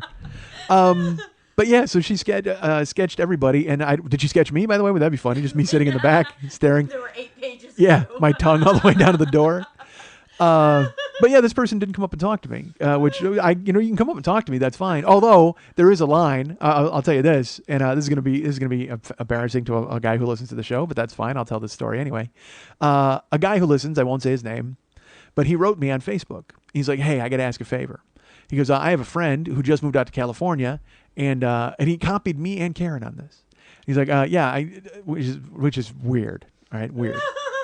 So he's like, hey, I just want to go ahead and touch base with you because, my friend just moved out there and she's starting school. She's doing some things out there. And I know you've said on the show oftentimes, Mike, that you really like showing people around out there. So what I want you to do is if there's a way you could get together with her, she's really cool. I know you're cool and that'd be fun. If you guys wanted to go out on the town or whatever, have a good time, whatever. I'm not going to get into the body of it, but that's what he said. And I read it and a chill went up my back, folks. And I put it off for a day because I didn't want to write him right away. Got a lot of ums in the show, but I read it and I would reread it and I'm going, how do you approach this? How do I approach this? I got to figure out a way to approach this. So finally I sat down and I just said, all right, just type what you think, what you feel, what's in your heart. So, I sat down and I wrote, Dear Corbin. It was not Corbin. So I wrote him and I said, hey, I said, this is going to be weird, but here goes. I said, I appreciate you writing me and asking me to do this. This seems fine, but I'm afraid that I'm not going to be able to do that. Here is my favorite part about what you wrote. And I put it in quotation marks. Mike, you've often talked about how you really like showing people around out there. And I said, I don't know what show you're listening to, but that could not be further from the truth. I don't want to fucking talk to anybody. But I said to him, if a listener is out here and expresses interest in meeting me, I will do my best to accommodate them because I will have a good time with them. And Sabrina, I had a good time, and other listeners who might be coming out later, I absolutely will reach out to them if they want to come out here because that's fine. You guys make the show what the show is. Well, you and David and Lily, and I've already lost one of them. So, I mean, I gotta make sure I keep you guys on board. I mean, fuck, look at all the trouble I went to get Corbin on board. So if one of you could, so I wrote him and I go, look, if a listener comes out, I will do my best to accommodate them and stuff like that. I go, but a total stranger? I go, at least a listener knows me. And so it's not as one-sided as it would appear. You know what I mean? They know a little about me and I don't know anything about them, but then they can take the time to talk to me about who they are. That's fine. But if I don't know her and she doesn't know me, this person, how fucking awkward. And what is the guarantee that she's going to like me or what? Because that's the thing is the listeners at least kind of know what they're getting into with me. All right. Some stranger who I just happen to have the same area code as her now. She's not going to want to fucking deal with me. She doesn't know who the fuck I am. And I'm much older than this person. I think I'm like 20 years older. She's only 24 or whatever. And I'm like, dude, and I was really nice to him. And I said, no, that's incorrect. He copied Karen on it. Believe me, that's not happening. Lily's filthy, folks. Just please, honestly, just stand down, Lily. So, but he didn't mean that either. He's like, hey, she's my friend and could you be nice to her? That's all it was. And I'm like, I felt so bad telling him no, but then I also had to say, hey, look, I don't like showing anybody around. I like meeting people that like me, and then that's fine because we both love me, so we got that in common. But if I got to meet some stranger and then convince her to like me in that same amount of time while showing her the fucking Hollywood Walk of Fame, that's bullshit. And here's Debbie Reynolds on a sidewalk. Be careful you don't spit on it. By the way, do you like me yet? Or can we end this charade? That's right. I call it a charade in front of you because I don't know if you're aware of this. I'm Inspector Clouseau from earlier. Does your dog have a charade? That's a horrible voice. But so I said, look, I have to politely decline. And I even said to him in the note, I said, look, dude, this would be different if you were with her. If you came out with her, because you at least know me, and there would be at least a buffer zone between someone who knows her and knows me, and I'm happy to hang out with you because again, he's someone who's been on board from the beginning. I think he's been on board since Never Not Funny, for Christ's sake. So absolutely, I would do that. But now that I think about it, no, I'm not wrong. Fuck it, I'm not wrong. Because I was going to say, he's been on board since Never Not Funny, so am I doing him a disservice by not doing this for him? But no, fuck that, because I don't know this person. She doesn't know who the fuck I am. She doesn't know what Never Not Funny is. She doesn't know what this show is. She doesn't know who the fuck I am. All she knows is I'm this idiot who we have a mutual friend, and then I'm going to take her to, Nate Nal's for a goddamn sandwich? No. And I don't want to do this to scare anybody away. If you're going to be in town and you want, again, you reach out to me because there was a girl I could not see, unfortunately, Jennifer, who listens to the show. She's in Austin. She missed me in Austin, and then she said she was going to be in LA, and she wanted to come see the Tees. She wanted to see me to be a live show, and it wasn't going to work. And then she wanted to have dinner, but she reached out, unfortunately, on a same day basis. Like she's like, what about tonight at this restaurant? And I said, look, that's a reservation joint. We're never going to get in. And I couldn't see her. And she was seeing comedy shows and stuff anyway, so we couldn't hook up while she was out here with her boyfriend or husband, whoever it was. But I was politely, I said, look, we can't make it work. And she was very nice about it, and that was fine. So again, if you're out here and you want to be here and you want to meet me or something, that's cool. I'm cool with it. If we can go to the T's or whatever, that's fine. But yeah, for someone who doesn't know me, man, it just didn't seem to click at all. And so I politely said no. I hope politely, because then he wrote me back and with a huge mea culpa, and he's like, look, I hate social networking because it makes me think that I know you and I don't really know you, even though I listen to you every week and I understand I overstepped my bounds. And then I was like, no, I wasn't browbeating you and telling you no. It's just he was becoming me, where he was giving himself a hard time. Where he didn't need to give himself a hard time. It wasn't that big a deal. I just wanted to make sure that he understood that, look, I don't like showing people around. So now I'm in fear that I give this weird idea that I'm a tour guide and I can't wait to meet everybody and I can't wait to come to town and I'll show you everything. No, bullshit. That's not me at all. I'll meet you and I'll try to if you're in town, but if it doesn't work, it doesn't work. But if you don't know me and you want to meet me, first of all, get a fucking checkup and a handle on yourself, because I don't know why the fuck you want to meet me if you've never met me. I'm no great shakes. Fuck, I punched a bank. Who the fuck wants to know me? I punched a goddamn bank. Well, not by forearm shivered a bank, but it's easier to say punched. Look, I'm content with. I have an inner circle. I have an inner circle of David and Lily. Well, David might not be in the inner circle anymore. I hope he is. We'll see. We'll find out after this show, because I got to call him as he was doing a painting tonight. He might not be. Yeah, that's the inner circle. It's David and me and Lily and Corbin. Done. That's it. That's the inner circle. What was I talking about? Mudding. So Casey writes me, and I teased her on Twitter where I said something about, she said something about, getting up in the morning. It was just silly. We were talking on Twitter, and I said, how does that work with 8 inches of mud caked on your bed? I mean, does that? And she goes, oh, did you see my new Facebook photo? And I'm like, no, I didn't. I'll go look. So I went and looked at it, and it's her like covered in filth. And, I wrote her, I go, that's got to be hard. She goes, well, with you getting into shape and all that, you should try one. And I'm like, nah, that seems ridiculous. I go, maybe. I go, that might be a goal eventually. And she goes, if you want to do the Portland one next year in September, I will pay your entry fee. And I looked at it, and it's like, it's not just a race or a 5K, or you don't get the lollygag. You got to, there's fire. I mean, there's all sorts of fire. And a net. You got to climb a net and a wall, a bullshit wall. And then I can't do any of that bullshit. So, of course, I said, well, yeah, maybe. Stupid me. Because that's a goal. Like, in my head, I'm like, well, fuck, I got a year to get ready for that. Sure. But we know me. I mean, all of a sudden, next August, I'm like, I better do some jumping jacks. I got that mutter coming up next month. Holy shit. But I could do that. I could go do a show in Portland and tie it in, right? I got to do some fucking jumping jacks and get in shape. Some high-yas. Get some high-yas. Throw on some Jack LaLanne. Get me fucking spiffy and ready to go. So I'm still entertaining it. I'm still, because it's a year away. You know why? That's why, because it's a year away. So in my head, I'm like, that could be fun. I could do that. I want to be one of those success stories. I want to be, because I weighed in. I don't know if I told you guys, I've skipped it. I didn't skip it. I weighed in for October, but I didn't share it with you. As you remember, starting in July, I decided I was going to lose weight. So all through July, I lost 15 pounds. So then all through August, I lost 16 more pounds. So that was 31 total pounds. And that was with doing nothing. I didn't exercise. I didn't lift a weight. I didn't walk. I didn't do anything at all. That was for me just going ahead and changing my diet and stop eating candy. So then the true test was September, because I'm like, well, this is the third month of not doing anything. I didn't fucking work out. I didn't lift. I didn't run. But I changed my diet again, and I just ate like a normal person. And I weighed in for October, and I lost. So I started at 360. Okay. And then I'd lost 31. So I was down to 329. So then I went in to weigh myself in October, and I walked in and I got on the scale, and I weigh 321. So I lost 8 more pounds in September. Wow. True, but it's a big drop off from 15 to 16 to 8. For doing nothing?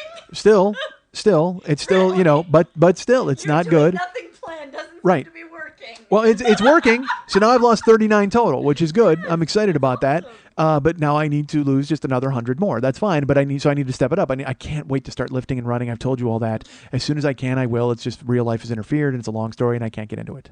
Nobody wants to hear about real life. You'd rather hear about me and Corbin. So eventually, though, I'll get to it. But so I wind up. So now I'm down 8 in October, or in September. So now but I will tell you this. You know what I did because of that?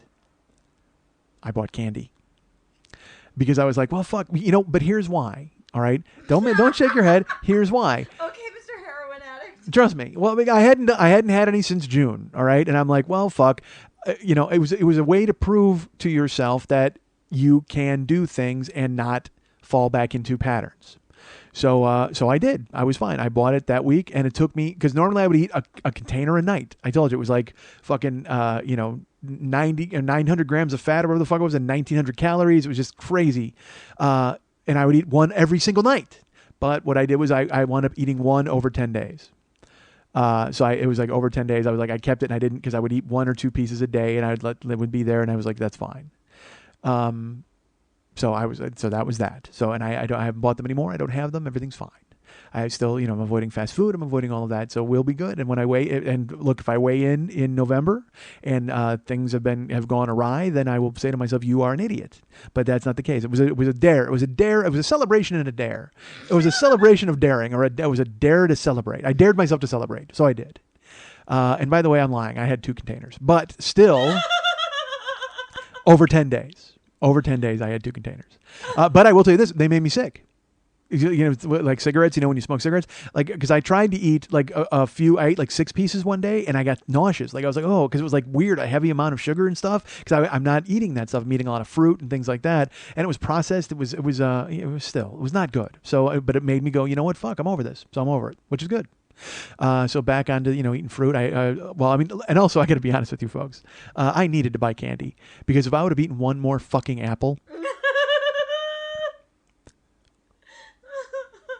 I swear to God, I would have gone out and just Johnny Appleseeded the fuck out of everybody with bullets. It wouldn't have been seeds. I would have just walked out and just Johnny Appleseeded the entire fucking neighborhood with bullets. Because look, I loved them.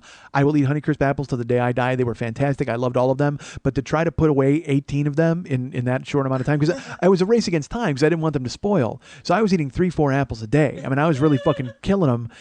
Which was fine, except, you're eating them. And again, we all know it's nature's toothbrush, so your mouth is healthy and and they're delicious and juicy. But it just gets to a point where you're like, I got to eat something different texture-wise. I was going to make salads with them, but I couldn't. I just plowed through and ate apples like a horse, just like fucking totally working them two-fisted. All right. So, so that's why I needed an apple break. So I, of course, went right to candy instead of to another fruit or an orange. Stupid me. But everything's fine. So I lost 8 in September, and now we're into October, and everything seems to be fine again. And we'll see. We'll see when November rolls around, as I have to weigh myself in. And will I do this race? I have no idea if I will do this race. Casey has asked me to do it. I think I want to do it, but I want to be one of those dudes who is the success story, who loses weight, and then all of a sudden, next thing you see, he's in like a one-man kayak, and he's saving the day. I mean, it's like... You ever see those dudes? They're like, oh, I used to weigh 750 pounds, but now look at me. I'm on a tricycle. You know what I mean? It's like... I want to be that dude who tells this story. I want Men's Health to call me and go, dude, what the fuck did you do? And I go, well, first of all, I stopped eating candy. That's all. Where do I get? You got to check for me? What's happening? But I want to do it. I want to buy a helmet. God damn it. I want to buy a helmet and have a purpose for it. I don't want to just have a helmet in my house. I want a helmet and goggles and run through the mud and all that shit. And Casey and I will have like Facebook pictures that match. That'll be awesome. And then her husband's going to be like, why are you adopting this pet project from down in California? Why aren't you watching our kids? Our children are hungry. What are you doing jumping through fire with a fat guy from the valley? Well, that's fine. Look, if anybody wants to jump through fire with me, go ahead and write me. As you know, I enjoy, if you know anything from the show, you know that I really enjoy jumping through fire with people. That's the message I give out on the goddamn show. Last week, folks, was Wednesday. I told you about Wednesday was grim. I got into a fight with David, and not even a fight. It was just I was a shithead. And then Thursday was also bad with my show. So I was looking forward to. I was having dinner on Friday. As you all know, my world is shrinking, courtesy of Facebook. So there, I'm running into. There are people from high school who the Chicago show is going to be very interesting. Because I don't know, these people don't know what I do. You know what I mean? They just remember me from school, and they some of them see me do stand-up. I think I talked about that in here. My friend Eileen saw me in Racine. So my buddy Jimmy O is like, hey, I'm going to put this out on the BHS board, and I'm going to invite people. Oh, no. And I'm like, I go, okay. Well, no, I don't mind, because I'm proud of what I do. That's fine. I said, but we need to find a way to convince these people and let them know that it's a fucking 2-hour show, and I talk and tell stories about, my life. It's not just stand-up. It's not 45 minutes. And he's like, well, he goes, do you want me to tell them, what do you want me to say? That I'll warn them, that it gets kind of sad and bittersweet sometimes. And I go, well, let's avoid the word sad. We probably don't want to use that word. Let's just tell them that it gets intense. And there's some stories that, it's because it's funny. There are stories about people they're going to know. And so, but not really, because it's stories from my life, but they know my family, because that's really kind of generally what it's about. When I was in Denver, I told a story about a friend of mine because he was in the audience, but I wasn't planning on doing it again. But maybe I'll have to bring it out again for Chicago. I have no idea because he might be there. But these people on Facebook are writing me and they're like, oh my God, I'm coming to your show. And, I'm excited. And I don't know how to warn them that it's not going to be what they expect. So Jimmy O writes on the board and he writes, hey, Mike's show is a little different. It's long and it's got a lot of stories and it's pretty amazing to see what he does on stage. He goes, but I will also tell you that, he also has stories about people from high school and he'll probably he'll tell a few of those while you're there. And I'm like, no, Jim, I won't be telling a few of those while I'm there. Well, I'm going to do the show that I do every time I go to a different town. I'm not going to change it for them. But then part of me thinks that, well, maybe I have to. Maybe I have to change it for them and try to bring something new to it for those people because they haven't seen me. But then, if there's repeat people who come to see it, I don't know. I have no idea. I'm still trying to shape Chicago in my head. I'm trying to shape Chicago and I'm trying to shape Minneapolis. I mean, I don't know what they're going to be. I just know that tickets are on sale. So I'm still putting it together again, and this is what the show is supposed to be. It's a learning experience, and I'm trying to get it together to where I want it to be. So on Facebook, people are contacting me and they're telling me they're coming to the show, they're going to see me, and people will ask to be my friends on Facebook, and I don't know them. Some names I recognize, sometimes I don't recognize, but anyone who asks to be my friend, I immediately accept their friendship because I'm growing the show. So as far as I'm concerned, they're people who are interested in me or interested in the show, and done. So a girl asked to be my friend a couple weeks ago, and I accepted. And then, on the heels of that, I got a friend request from a girl who I knew way back when, and I was like, whoa, because this is someone I would be very interested in finding. Okay. And it's my friend Jill, who I've talked about on here. I told the story about Jill, I think it was in year 1 or year 2. Jill was someone that I went out with, and not went out with. We were just friends. We were always just friends. That wasn't my idea, but that was Jill's idea. But I was happy just to get anything I could from her because she was funny and smart and hot, and so I was happy to just be within close proximity with her. Well, then when all of my friends left for college and I wound up going to school, I wound up hanging out with her all the time. Like I was with her every day for a year. Like I would see her in school, I would see her after school, and then all through that summer, we would go to the movies every day. I would go to her house, we'd hang out all day and night. I mean, it was just, for some reason, we became like really tight best friends. And she was banging a friend of mine at the time. But we hung out and we were friends all through that. So whatever, who cares? So then I lost contact with her, but then I reconnected with her in the early 90s, like in 90, when I came, like 93.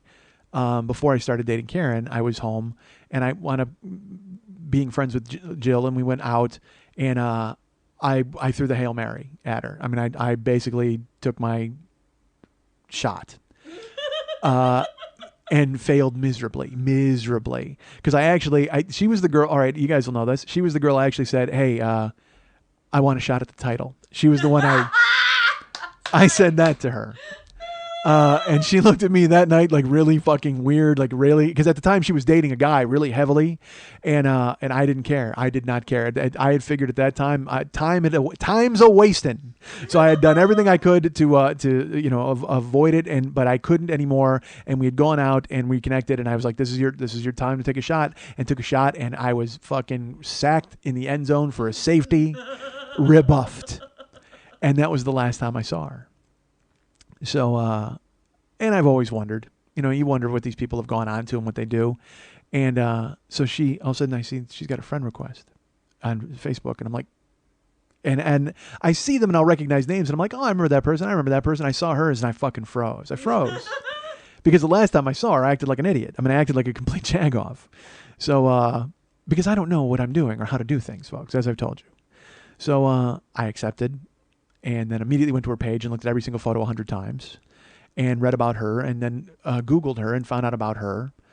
And what was funny is that I just accepted her friendship, but I didn't write her. I didn't, because again, on Facebook, people just ask to be friends or whatever, that kind of thing. So later that day, I get a message from her on Facebook. And she's like, oh my God. She goes, I can't believe I finally found you. She said, I saw you accepted a friendship from this girl, and I saw the name on her page, and it was like, I saw immediately, I asked to be your friend. She goes, what are you doing? Are you still in LA? I am going to be there for work for a week, and I would crawl through broken glass to see you. And which was so nice. And I'm just like, that's amazing. It's amazing. Because again, thank God what it meant was there was no lasting memory of me being a fucking jagoff. The last thing I had attempted. So I was like, well, this is awesome. I couldn't believe it. So I was like, yeah, I was so happy. And so I wrote her back and I said, I'm in LA. And then I Googled her and found out that she is like a chef, like on TV. She's been on Good Morning America. When I knew her, she graduated from school and she went into a corporate position.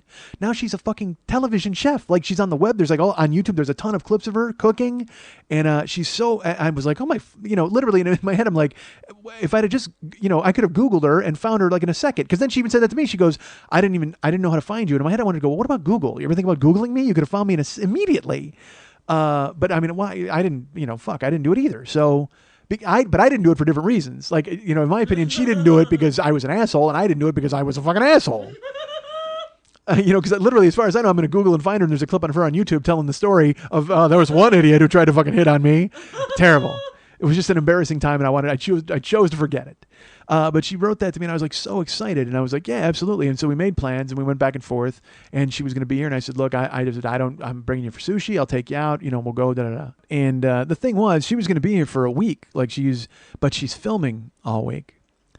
She is a judge, a chef judge in a cooking competition, like Top Chef type of thing, but it's for the web. It's a thing that she's doing. And so she said, look, she wrote me, she goes, you know what, my schedule, she told me where she was staying. She said, my schedule is going to be pretty much 9 to 6 every day. And I read that and I was like, you've never filmed a television show.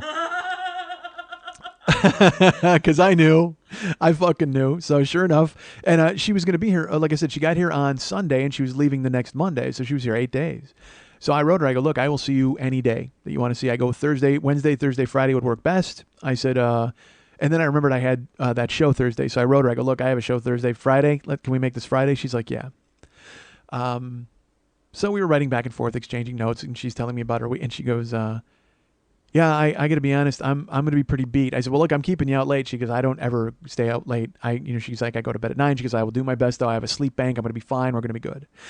I said, all right. And then she tells me, she goes, they need me in makeup at 7 a.m. and I'm not getting out of work until 10 o'clock. I'm like, I knew. Yeah. I've worked on television shows. I knew that was going to fucking happen to you. So, the day was getting closer. It was going to be Friday. And I mentioned to Karen, I said, look, I'm busy this week. I got the podcast Wednesday. I got a show Thursday. And I got dinner on Friday. And Karen's like, who's dinner with? And I said, oh, my friend Jill. Remember I told you about Jill from school? I go, she's in town working. She's filming a show. And she's like, oh, that's great. And I said, yeah, I'm excited. I haven't talked to her in 20 years. And so we started talking. We're at the house, and then there's a pause, and then Karen goes, I've never met her. And I said, yeah, I know. Because there's no reason for Karen to meet her, because the last time I saw her, I took a shot at going out with her before I met Karen. Really? You want to talk to her and find out about my awkward fumblings? No, you don't. You want to hear how your husband had no game before you came along? No thanks. So I'm like, yeah, I know. And I kind of left it in the air because I didn't want to have this conversation, folks. I did not want to have this conversation, but I knew where it was going. Okay. And then in the next beat, Karen's like, well, she'd be actually someone who'd be fun to meet because she knew you when you were younger, when I didn't know you. So I could, kind of get a peek behind the, at what you used to be. And I go, yeah, you're not going.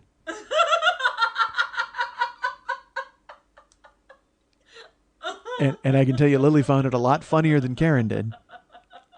Oh, yeah. And she goes, well, I know, I'm not asking to go. I didn't say I go, I understand you're not asking to go, but I'm getting that out there right now so it doesn't turn weird.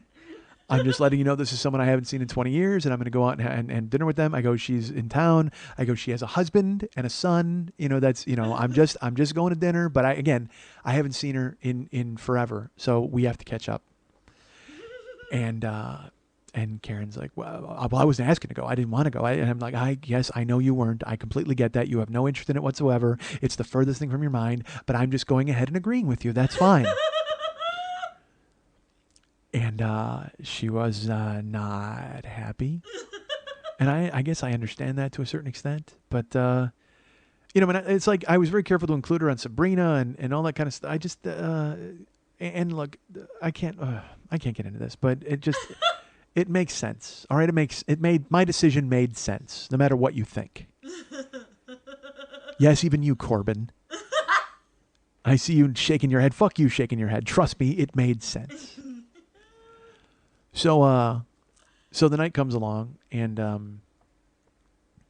I have to pick Jill up at her hotel. She texted me. She's like, meet me in 30. And, and again... There's not when you haven't seen somebody in 20 years, it's just so awkward and strange. But also with where I left it, and also with the relationship we had, it was just in my head. I'm like, what? This is going to be great, but also I'm weird, so what the fuck? So she texts me to go pick her up, and Karen was getting ready to go out, and she's like, well, you might be here when I get back. I go, no. I go, Jill just texted to go pick her up, and she's like, okay, fine, and she walked out. She was not happy. And so I got ready. I got in the car and went. I go to the hotel and I'm waiting. And I, texted her. She comes downstairs. She's gorgeous, and she apologizes. She's like, "Oh my God, I have all this makeup on and eyelashes from shooting the show." And I'm like, "Don't apologize for being hot. Really, that's ridiculous. The dumbest thing I've ever heard." And it was great to see her. Gave her a big hug there in the hotel. And we went out to dinner. We went out to go get sushi. We're talking, and she's like, I want to hear all about what you've been doing. That's all I care about is what you've been doing. Because she had written me. She goes, I lost track of you, and I wanted to know where you were and what you were doing. She goes, then all of a sudden I saw basketball. You're in it. You're in basketball. She goes, I saw you in commercials, and I'm like, oh my God, that's fucking Mike Schmidt. What the hell? And, and I was like, yeah, whatever. But I want to hear what you're doing. You were this, and now you're this. It's amazing. You're on TV. So she goes, I've got nothing. She literally tells me her life in a minute. You know what I mean? Because she just wants to get through it and talk and hear about what I'm doing, which is crazy. So we went to Katsuya to wait for sushi, and we're waiting for the sushi bar. It's about a 45-minute wait. We're sitting outside talking and all this. And as we're talking, I in my head, I'm in my head, and I know I'm in my head, and I'm awkward, and I know I'm awkward. I'm not me, and I'm not me, and I knew it. I knew I wasn't, but I couldn't stop not being me, and I was trying to figure out why I was being different. And we're talking, we're getting along, and everything was fine. And I was trying to just, because I'm different now than I was the last time she saw me, obviously, and I'm also a smart ass, and I make fun of everything in the world, and I'm trying not to make fun of, like, she'll leave an opening and I don't jump on it, because I realize that's what real people do. Real people have a civil conversation and they go back and forth and they genuinely want to hear about one another. And I did, but I also, my instinct is to jump and be funny, and so I'm trying not to do that. But as I'm doing that, I'm finding myself guarded, and I'm trying to talk to her, but I realize I'm not being interesting or fun at all. And then that just compounds it in your head where you're like, well, what the fuck? I got to be interesting and funny. I'm normally interesting and funny, right? She thinks I'm interesting and funny. She used to 20 years ago. What the fuck? Remember that? How come I haven't talked to her in 20 years? What the fuck? It's all in your head. So we finally get seated at the sushi bar, and the best part of it is when I go there, they all know me. So I walk in, they're like, Micah-san! And they're like, hey, Ome, nice to see you. How you doing, Claudia? Hey, Chef Ty. We sit with Chef Ty, and she looks at me, she goes, you're like a god here. And I go, oh, yeah, well, I used to come here all the time when I had money. And so we're eating, and she's like, you're driving. Order whatever you want. I eat anything. So I'm like, all right, cool.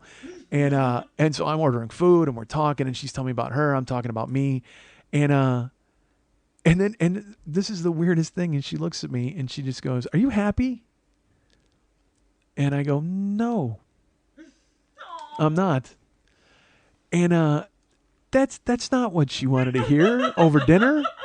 She wants to hear, yeah, I'm fine. Everything's good. We're all good, right? You're good. Everything's good. You got your son looks great on Facebook. Everything's fine. But in my head, I'm so used to being honest. And I'm so used to talking and saying what I think and feel that I didn't even think twice. And she's like, are you happy? And I said, no, I'm not. And she goes, yeah, something's up. She goes, I can tell something's up. And I go, I'm not. She goes, you seem guarded. Why are you guarded? And it was weird because that was the word that was in my head was, why am I so guarded? And I go, I really don't know. I have no answer for that. So then we talked a little bit, and it was funny. I was trying to talk. It was a loud sushi bar, but I was talking really softly because I don't know if it was my voice wasn't carrying, but she kept having to lean over to hear what I had to say. So I had to almost shout. For some reason, my voice wasn't working. It was surreal. Like I wasn't even there. Like I was almost watching the dinner happen. It was so stupid. I don't even know how to explain it to you. But and as we're talking here, it dawns on me why. Because she's extremely successful, and she's become exactly what she thought she was going to be. Whether she knew it was going to be as a chef or what her previous career was, she's always known she was going to be a success. And compound that with the fact that I've always known she was going to be a success. And whether I was close or rooting from afar, I always knew she was going to be the person that she turned out to be. And as we talked, it dawned on me that I was absolutely not the person that I wanted to be. From the time we had been friends when we were small. Not small, high school. Small, yes. Even when we were in high school, we were like the Muppet Babies. She and I, Jill and I were tiny, and then all of a sudden we were big. It was crazy. But I will share this with you. Just the feeling... I had an overwhelming feeling of failure talking to her, which is where I'm at in my head now anyway, a lot of the time. But what's funny is, I tell you guys stuff on the show, and I tell you about, jobs I've screwed up and where, all these dead ends I've found myself in. And I do my best to make them funny and entertaining and humorous because I can look at things detached and I go, this is fucking ridiculous, right? It's a ridiculous life I've led. And now it's all led to here where I start to tell you about it. And it's funny and we all have a good time and you guys like what I do and I love doing this and bringing you the story. But I can tell you that when you're sitting alone with somebody and you start telling them of your failures, it's not nearly as funny. Not nearly as funny as you think it is. Because every story that I start to tell her, every anecdote that I have basically winds up with, and then I fucked that up. Don't. That's not, I'm not doing it for that. But it's not. It's your yes, that's fine. But that's where I was completely. So, as I'm telling her this and I'm like, I used to write for this show and then, I haven't written for a show in 4 years and I work as a security guard in a fucking building and I'm saying these things and I'm hearing myself say them and they're funny when I say them to you guys. I can twist it around and, but I can't tell her an individual story about a possum. I can't tell her, you know what I mean? All we're doing is thumbnailing our lives and her thumbnail is gorgeous and my thumbnail looks like it got smashed with a hammer. That's the thumbnail of my life. And as I revealed more of myself, I realized that I should be revealing less because the more I told of who I was and what I'd become, the less I was. I could see myself shrinking. And that's why when she said guarded, it's because in my head, I'm like, I can't tell another story of failure to this person who I knew so long ago and who thought so much of me. And I can't reveal anymore. I can't pull back the curtain anymore to show that the guy behind it is a failure and a joke.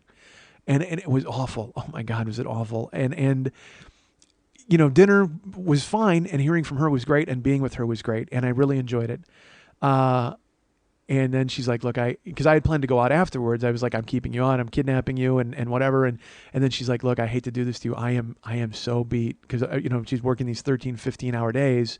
And she's like, I have to go back to the hotel. And I said, okay, I understand. We'd been at dinner for a couple of hours. And so we got in the car. We drove back to the hotel. And we went in and sat. And there was a lobby. And she was going to go upstairs. And she's like, well, let's, we can sit for a little bit. And we talked. And she said, are you okay? And I basically said... I kind of told her what I've told you, but certainly not to the extreme, because I didn't need her to fucking completely bum out. But I told her, I go, I don't know how to be around you. I said, it's weird. I said, I don't know how to be around you. I tried to be me, and yet I kind of don't know who I am right now, and it's strange. And she's like, well, stop. You don't ever have to think anything, around me. We're friends. We've been friends. I go, yeah, but it's different. I go, it's different, and I know it's different. And I started to tell her about this show, and she's like, well, I want to listen to it. I would love it if you did. I said, because it's the thing I'm most proud of in my life, professionally, certainly. This is the show that I go, but I will tell you this. I go, this is why dinner was strange. And I'll be honest with you, I don't have any filter whatsoever. None. I said, whatever happens to me, I talk about. Whatever happens, I say it. And I say exactly, I talk at the speed of my head, and whatever the fuck comes out, comes out.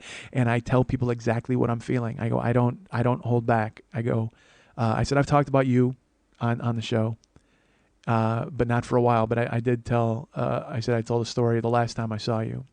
And she goes, maybe I shouldn't listen to the show.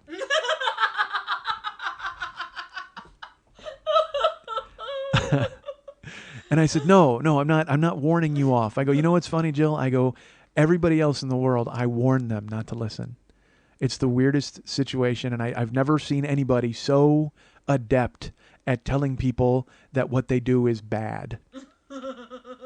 There is nobody like me to warn you that what I'm doing is not worth your time. It's the weirdest thing I've ever seen. I go, but you I will tell. You have to listen, because I am so proud of it, and I think I do a really good job. She's like, well, I could download it and listen to it on the plane home. I said, well, there's 5 up now. I said, if you want, I'll send you the other sets. I go, but I said, I'll probably talk about this too. And she's like, oh, Jesus. She goes, I don't know if I want to hear it. I go, no, it's fine. I go, you've been a delight. You've been, I don't know if I use that word, but I mean, it's, she was real nice. And so then I walked her to the elevator and but I told her flat out, I go, look, I don't know who to be around you, because I don't know who to be in real life anymore. I really don't. It's a weird time. And she was like, well, I have to tell you that you are the one person I've always wanted to get back into contact with. And I am so happy that you're back. And she mentioned her husband and son. She goes, I can't wait for you to meet them. She goes, we're coming to the show in Chicago, her and her husband. And then the initial girl who became my friend, I don't want to say her name because I don't know if she wants me to say her name. Tess. I'll say Tess. She was the one she's someone I know from high school, but she uses a different name. So I didn't recognize her name. And then when Jill told me who it was, I go, fuck, I know who that is. And so she reached out to be my friend. And I don't know if she listens to the show or not. I have no idea.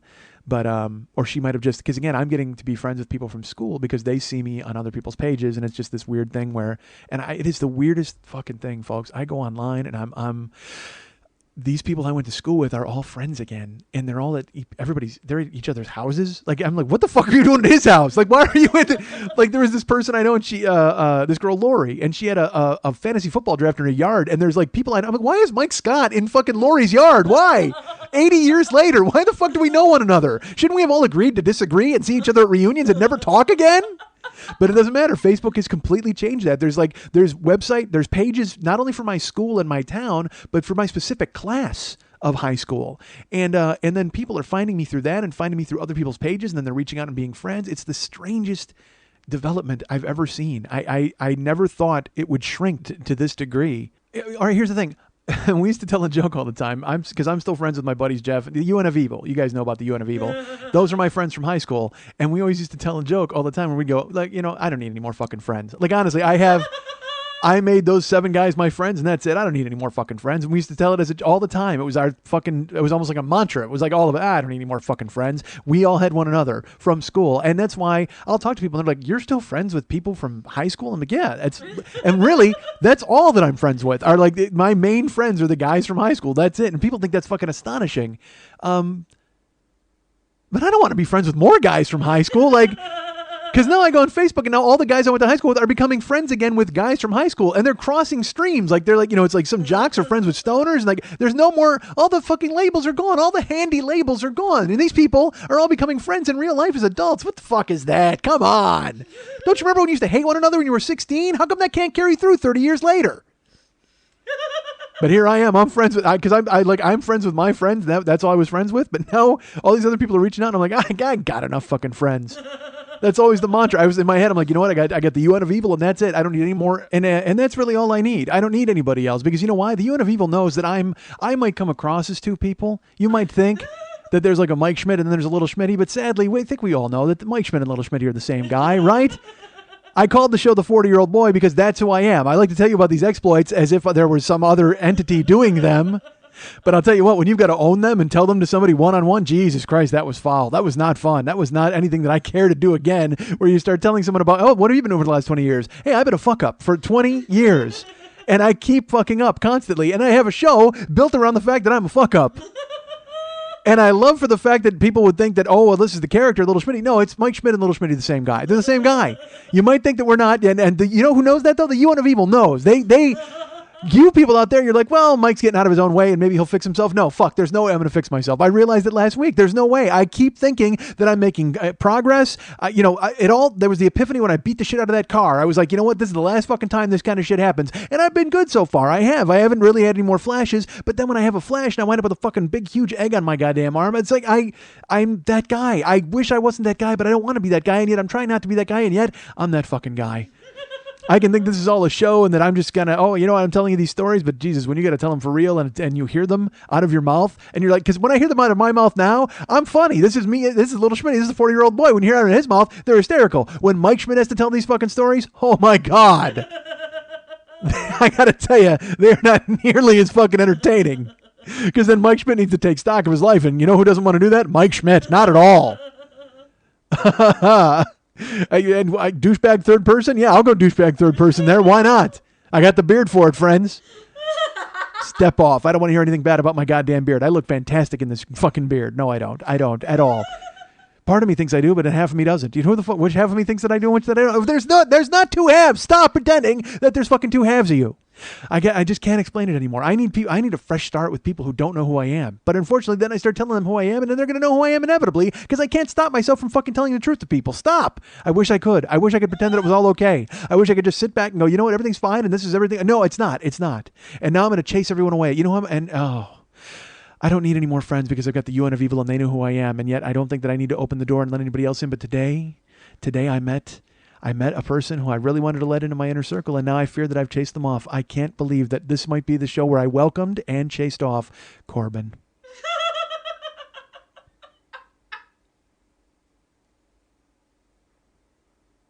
Earlier, I had my keys out and I let him into the building. And then for the past hour and 45 minutes, I took my keys out and I let him into my heart. And now he turns and runs away. His friend's socks flopping in the distance. And as they turn the corner, safe from the sound of my voice, Corbin looks at Floppy McSoxington and says, But he's a writer.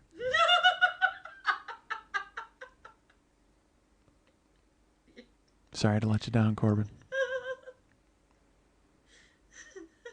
You guys can get me at MikeandMikeSchmidtComedy.com. You guys can get me at Facebook.com/the40-year-old boy. Be my friend there if you would. Because God knows I need more friends. Didn't I just say that? I need more friends. Follow me at Twitter.com/the40-year-old boy. You can follow our friend Lily Bunched Up at two places on Twitter. Twitter.com/LilyBunchedUp and Twitter.com/MNTs. You can go ahead and reach her on Facebook as well at Facebook.com/LilyBunchedUp. You want to be her friend there too. Be David Hernandez's friend. Because God knows he needs another friend. I don't know, because I think he's got room for one. I'll find out soon. You can find him at Facebook.com. Actually, find him through my page, actually. David Hernandez in my friend list. And if you want to write Lily a personal note and find out just how many endings there were to this show, you can write her at Lily at burlesque411.com. That's Lily, Lili, at burlesque411.com. Zazzle.com/40-year-old boy. Spoil his stuff. Want to remind you folks about the Monday Night Teas every Monday night at Santa Monica and Vine's 3 clubs. 10 o'clock p.m. Monday night. I went to last week's show, and I can tell you right now from firsthand experience, it was great. It was a little disappointed that I personally outweighed every dancer combined.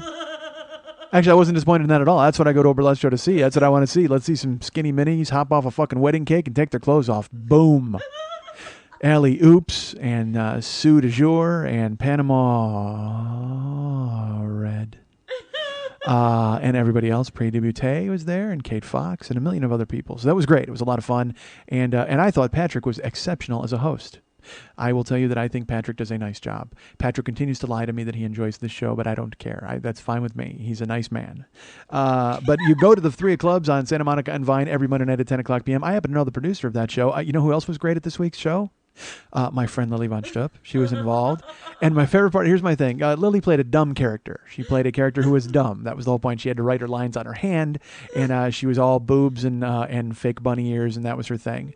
But the best part about it is Lily commits to a bit, folks, because I was watching Lily when dancing was happening or when other people were talking or anything else was going on in the room, and she still had this weird, vague, blank look on her face and like looking at the ceiling like she was posing for a camera that was never going to flash.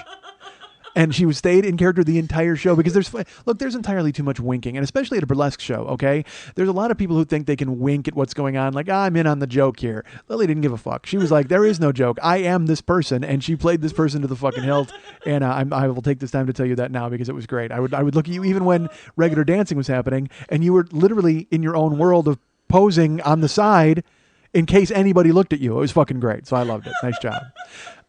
So this week's show, is it a theme show this week? It is. Oh my God, what's this show? This show is Scoundrels and Trollops. Folks, Scoundrels and Trollops. It's an old-fashioned burlesque show from the Victorian days with a little bit of steampunk thrown in. Ah, nice. It's really fun. I don't know anything about steampunk at all. I keep hearing it referenced. People keep talking about it. I don't know what it's from. I don't know anything about it. I know there's buckles and stuff. Do you remember the movie that Kevin Kline and Will Smith was in on the train? Wild Wild West. Wild Wild West. Yes. That is steampunk. Awful. Then steampunk is horrifically bad. Seriously, it's like when the future came back, and it's like you've got big goggles on and top hats and leather, and it's where science, advanced science, and the Victorian age meet a terrible script. Okay, meet a giant mechanical spider for no reason. But that's what steampunk is. And wow, it's kind of funny. That movie was horrible when I saw it. Oh, horrible. I loved it. It was ridiculous. No, see, Kevin Kline is awesome, and he should never be trapped in a project like that. Although it was worth it to see. I think it was Gabriel Carteris' breasts floating in that water tank. Whoa, yeah, you're in the whole. Yeah, but you're waiting. You're like, get up, stand up, do anything. Where's your steampunk there? There should be some steampunks making her stand up in the fucking water silo and show me your fucking rack. God damn, Gabriel Carteris is hot. No, Gabriel Carteris is from 90210. And then there's Gabriel Anwar from Son of a Woman. Oh man, I'm fucking this up. I don't know who it was. Gabriels are there? I don't know. Who cares? Yeah. Like, no. Whatever. No, that chick was gorgeous. She's in the water with Will Smith in the beginning of the movie as he's pretending to be interested in women. Yeah, that was interesting. All right. I don't know anything about that. That's just the rumor, folks. I don't know anything about that. All right. Well, it smells good in your house now. Somebody's cooking something next door. Not in my house. My next door neighbor knows how to cook. That Brazilian dude? He plays the oboe and he cooks? Yes. I'm going to go over there and have a mojito. Like, oh my God, I want to eat at his house. Yeah. Jesus Christ. We'll knock on his door. He cooks. You know, let's go. We'll go get Corbin and Soxy, and we'll go next door. Hey, man, we're the fourth floor meetup group for dinner, and we'll make him cook every week. I like this every Wednesday night after the show. This works perfectly. You hear that? Capoeira Jones? That's probably not his name. I don't know. That's all I know about Brazil. Hey, Sugarcane Thompson, you're cooking us dinner. See, there you go. That's Brazil. All right. Hey, horrible violence on the street, Wilson. Again. So, all right. So, steampunk is coming this week. It's Scoundrels and Trollops. Yes. And are you involved? Are you dancing? Are you hosting? I will be performing. Dancing? I'm dancing. Oh my God! Doing a new steampunk-based number? I am updating one of my numbers. Whoa! To add in a mechanical spider? Good. Well, that's what I heard steampunk is. I heard it's mechanical spiders. The look of it. Oh, I see. All right. So I'm taking this far too literally, is what you're saying. Well, who could ever imagine I would do something like that? I don't know.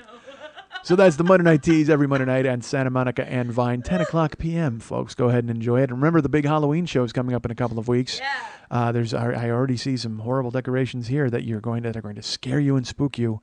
The show will sell out, but tickets are on sale now for the Halloween show because they're taking over the whole club, not just the back room. You have the entire room, which is going to be fantastic. The entire club, not just the back room. So make sure if you don't have Halloween plans, dress up in your best steampunk attire and come out to the Halloween show. Yes, they do. They need to wear steampunk. That's my new thing. Steampunk all the time. Damn it.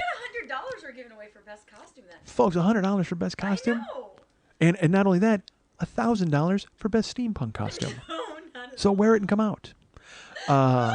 So remember, that's the Monday Night Tease that I keep telling you about and going on and on. Remember that I'm on Facebook.com/the40year-old boy for you to be my friend. And especially if you're someone I haven't seen in 25 years, please, by all means, get a hold of me. Because I think I've made it very clear that the welcome mat is out. But do not ask me to show your strange friend around town, because I will not. All right. I'm a terrible person. I am just, I sit here and I pretend that I'm a good guy and then awful. All right. So I'm on Facebook, as I've mentioned. You can be my friend. And while you're there, sign up for one of the many pages of people who want to bring Mike Schmidt to town. There's, as I've mentioned, there's now a Bring Mike Schmidt to Detroit page. Bring Mike Schmidt to Tahoe is active. Last week, somebody started the Toronto page. I think we've already got 25 people on the Toronto page. Canada loves me. Canada wants me in town, damn it. There's rumors of a Vancouver thing flying around right now. I've got to talk to my friend Micah, actually. He talked to me about some stuff, and he wants me to call him. I actually called him this week. It was weird. He sent me a note, and he asked me a bunch of questions. Well, that's a lot of typing. You know what I mean? So I said, fuck it. I went to his Facebook page, and his phone number was on it. So I called him, and I got Google Voice, and Google Voice had its awkward meter on and decided not to let me through, thankfully, smartly. It saved Micah from having to chat with me. So I left a message, and then I sent him a follow-up email saying, look, I just sent you an email, but now I have to type everything out. So I did. I typed 9 paragraphs out, and then he sent me a message back and said, look, here's my phone number again. Call me this weekend, and we'll talk about it. And I said, well, all right, you better talk to the people at Google, because they've decided that I can't talk to you, Micah. But I'm looking forward to talking to him. But yeah, so Toronto, the page is active, in Detroit, Tahoe. And folks, I didn't mention this, but look, I will tell you, this is the awkward phase for me on my Kickstarter page. There is a Kickstarter page available right now at tinyurl.com/kickmike. And if you go there, you can contribute money to bring me to the East Coast. The cities we're targeting are Boston, Cleveland, Atlanta, and Washington, D.C. Now, the thing is, I loved the idea of Kickstarter. I loved the video, the way it came out. I loved coming up with the rewards and writing the narrative and building the page and all that. Here's what I forgot about the Kickstarter page. I have to be a dick and keep telling you people about the Kickstarter page. Like, I have to Twitter it. I have to put it on my Facebook page. I have to keep reminding people that it's active, or else nobody will donate to it, which, that's unacceptable, because I have to come to these towns and entertain you, or at least come to these towns. Entertaining you, that's a completely different Kickstarter page. I was going to put that one up, and I said, nah, let's just get me there, and then we'll see what happens.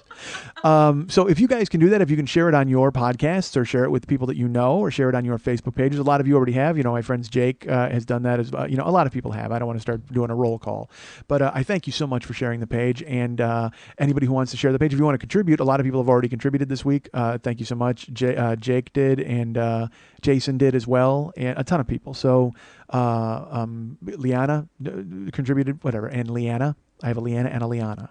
Don't want to fudge the names there. But people, they contribute in this and I will get to you. Don't worry, you'll start getting thanked, and we'll start discussing rewards. I will start making a list. But again, this is the part where I have to be a fucking jagoff and tap everybody on their electronic shoulder and go, hey, you got some money for me? And rattle my electronic tin cup and go put some electronic coins in there. All of this is electronic, folks. You know why? Because it's steampunk. I got to send out my electric giant mechanical spider to go and get some electric and internet money from you. And then Will Smith will come with some electronic breasts. But so no, there's a Kickstarter page that's available to bring me to certain cities. And if you can go ahead and contribute, there's great rewards for you to get. Share it on your pages. Tell your friends about it. Try to get anybody involved who would want to be involved. And this is the dog days of it. Like the first couple of weeks is like, hey, you're making money. And people are writing me. They're like, oh, man, I'm really sorry to hear that it's not going well. Well, that's bullshit. It's been up 2 weeks, and I'm a third of the way there. I mean, it's got 6 more weeks left. But people see that it not getting funded every day, and so they think it's a disappointment, and it's not. The disappointment is me having to come and tug on your electronic shirt sleeve and beg you for money every goddamn day, which I'm going to have to start doing. I'm actually reaching out to other people that I know and podcasts that I know to try to go on there and do what I can to publicize it. And it's so funny. People who are strangers who don't even know who I am are writing me. Here's a guy wrote this to me on Twitter, and I think he doesn't know who I am. That was the vibe I got. But he's like, you know what? I don't care about you or your page, but the girl in your video needs to start her own cockstarter.com page. And I'm like, fuck, I want to hate you for that, but how did I not think of it? How did I not think of it? I hate when you guys think of things that are better than I thought of. Shit. But because the thing is, I'm thinking in this small window. You have 5 days to plan. Ha ha. So there, I'm almost as good as you, because you smartly take your time. So there's the Kickstarter page that exists. You can find it on Facebook, or you can just go to tinyurl.com/kickmike. and jump on board there and bring me to those towns. Send me to those towns, and then we'll get another Kickstarter page for other towns. It's going to be fantastic. Me and Kickstarter are joined at the fucking electronic hip. But, people have donated to the show in the past and donated right to the show. You can do that also at MikeSchmidtComedy.com. Go to the Joe Business page. You can buy the download sets, year 1, year 2, and year 3, or buy them all together as the Lord of the Schmidt set.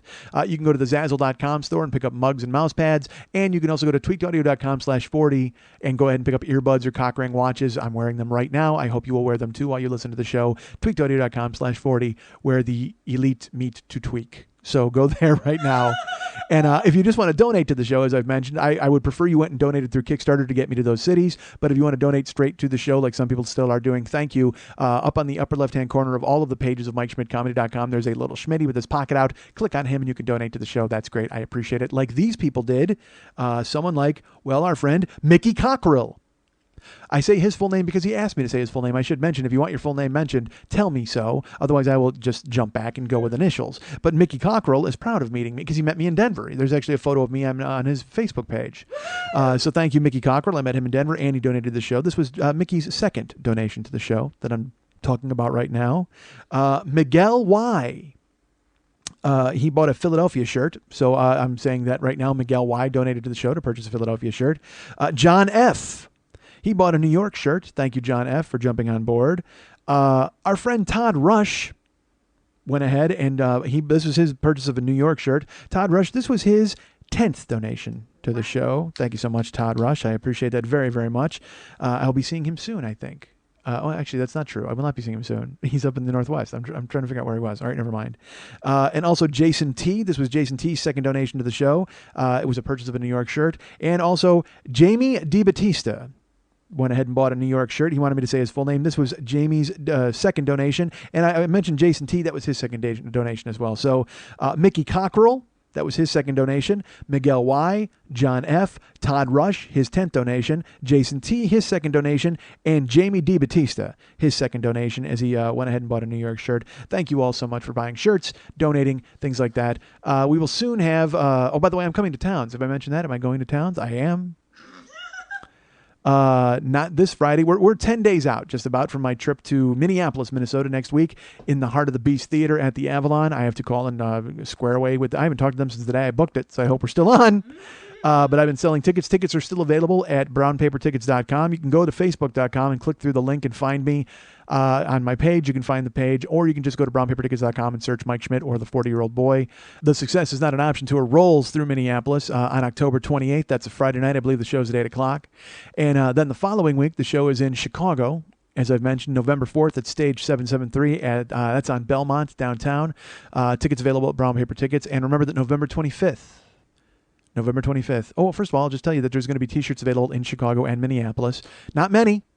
I asked for pre-orders. I got pre-orders, and I went and bought as many as I could for pre-orders, and then I did not buy many shirts, so it's going to be, I hope we're going to sell out. I'm just telling you. And then, of course, Milwaukee. November 25th, I will be at the Carte Blanche Studios. That's the day after Thanksgiving, Friday, November 25th in Milwaukee. And we have just, I think, finalized the Milwaukee shirt design. I'm excited about it. So we'll see exactly what it looks like once it's created. We've banged it out verbally. Now I got to see what the genius does. If he's still doing it. He may have cast me aside. I have no idea. I remember that.